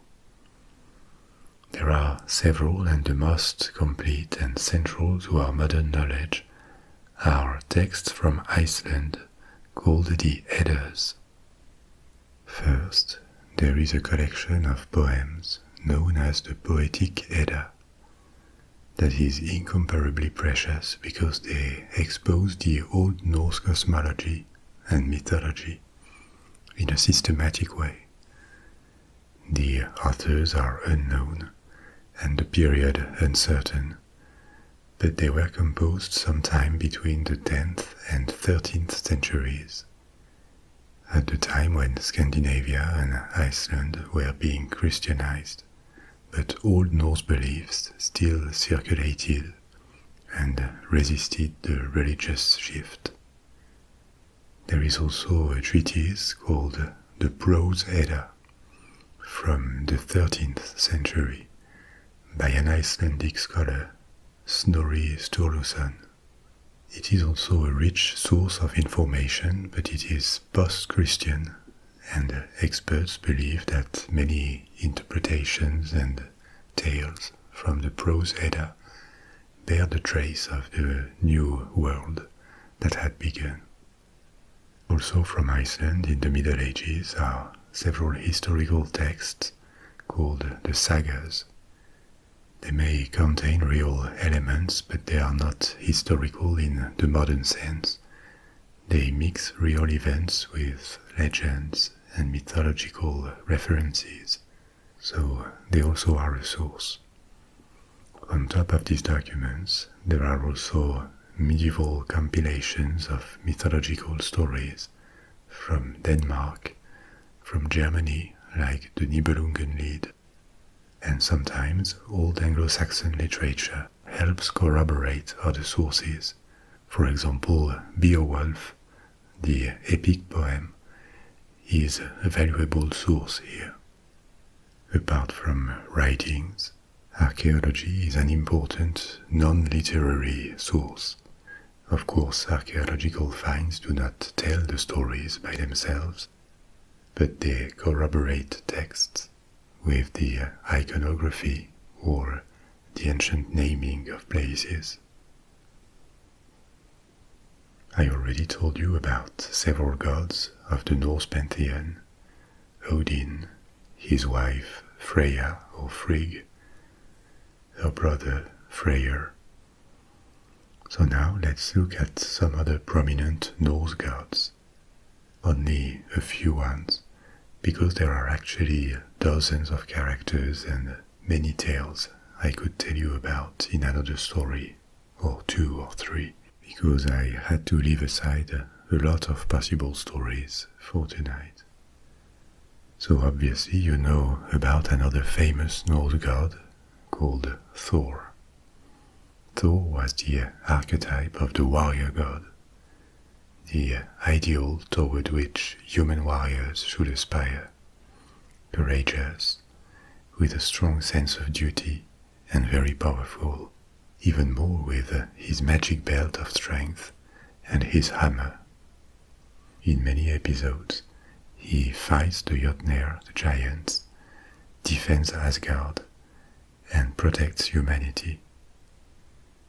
He also fights monsters, especially an enormous sea serpent called Jormungand, so big that it encircles Midgard. Ironically, Thor was the ultimate protection against the Jotun, but he was 3/4 Jotun himself. His father, Odin, was half Jotun, as we saw before, and his mother was of full giant ancestry.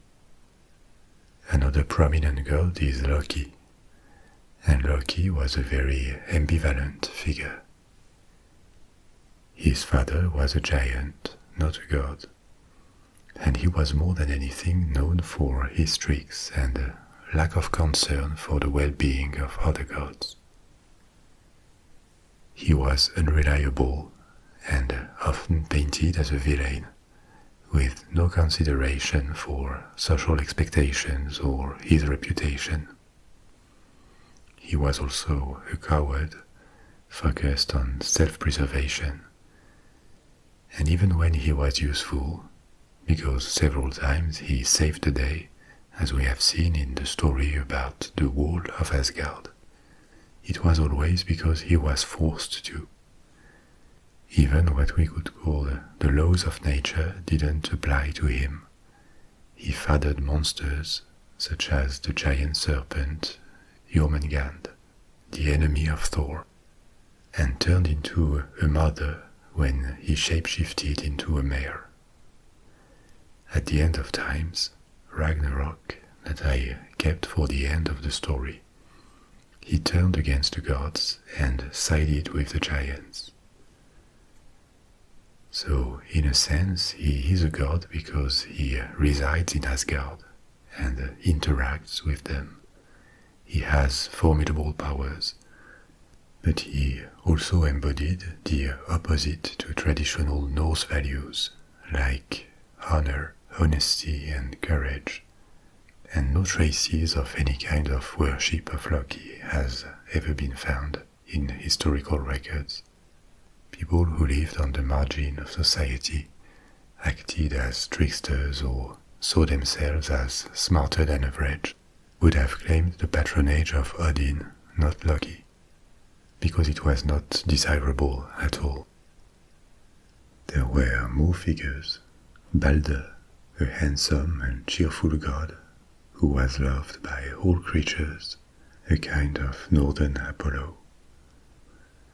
Heimdall, the god tasked with guarding the god's stronghold in Asgard. His dwelling sat on top of a rainbow bridge that led to Asgard, the Bifrost. Tyr, another war god that presided over matters of law and justice, and many more with an obscure role because we lack sources, like Eden, Bragi, Sif. Prominent giants were also famous. Different tales give names and information about some of them. But as I said earlier, this colorful world, full of mysteries, magic, creatures embodying all concepts or feelings imaginable, this world that was born from the meeting of fire and ice at the dawn of times, was doomed to disappear. It is now time for the last story of the night, the story of Ragnarok. Ragnarok, in Old Norse it meant fate of the gods, was the destruction of the cosmos and everything in it, including the gods, the giants, the different worlds and their inhabitants. Was or will be, because Ragnarok is the last possible tale of Norse mythology, but to the Vikings it was a prophecy, a disaster waiting to happen, even though the precise story of this cataclysmic destruction was already written. So I'll tell it in the future tense.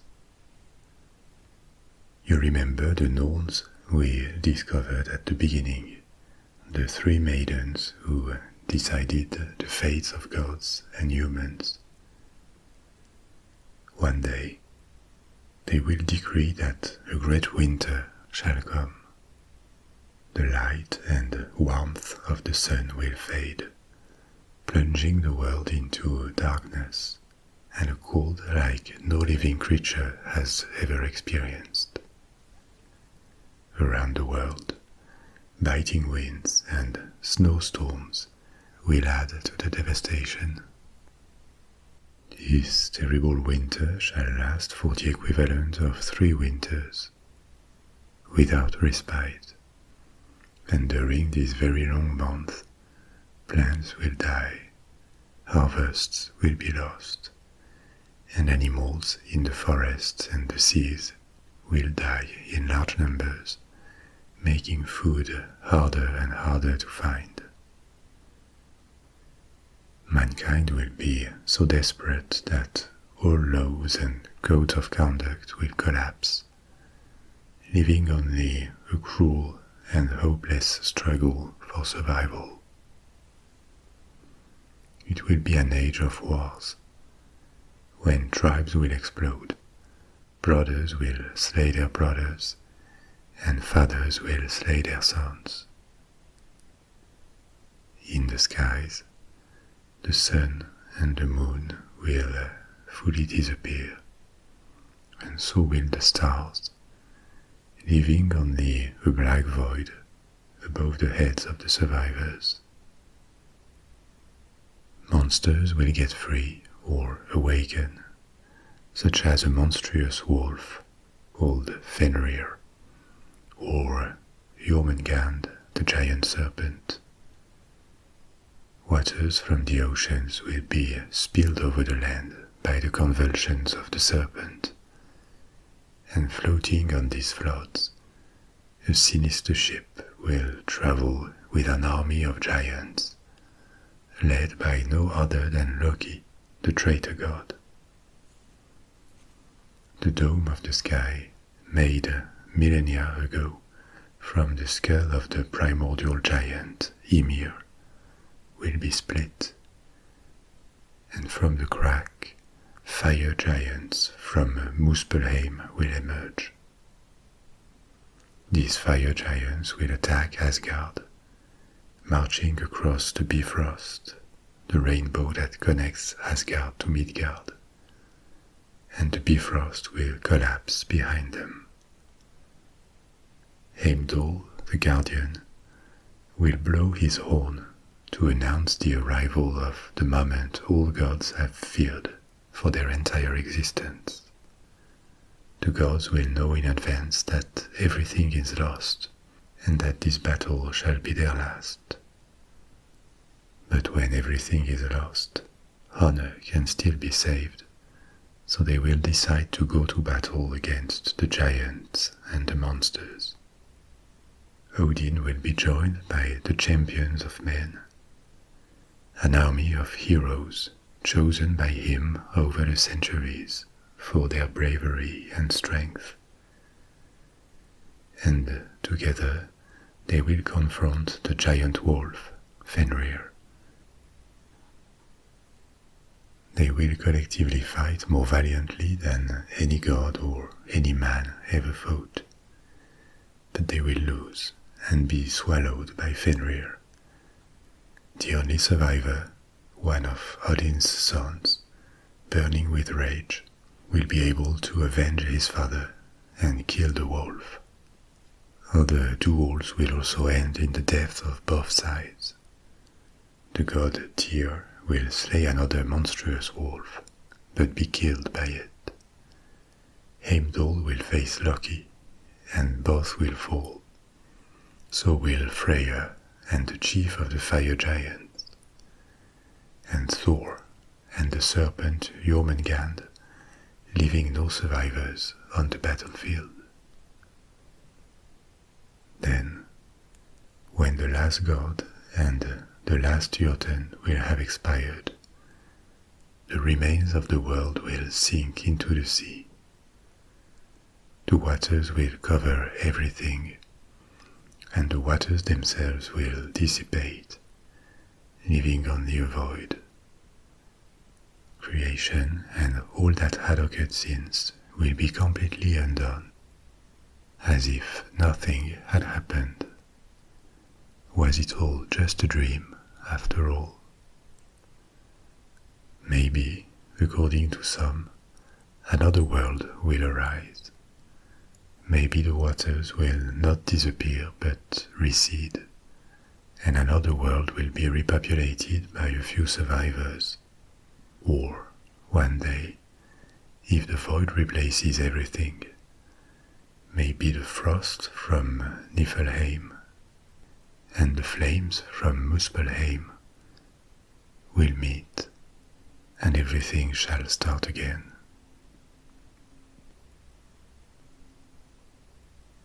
We have reached the end of our stories for tonight.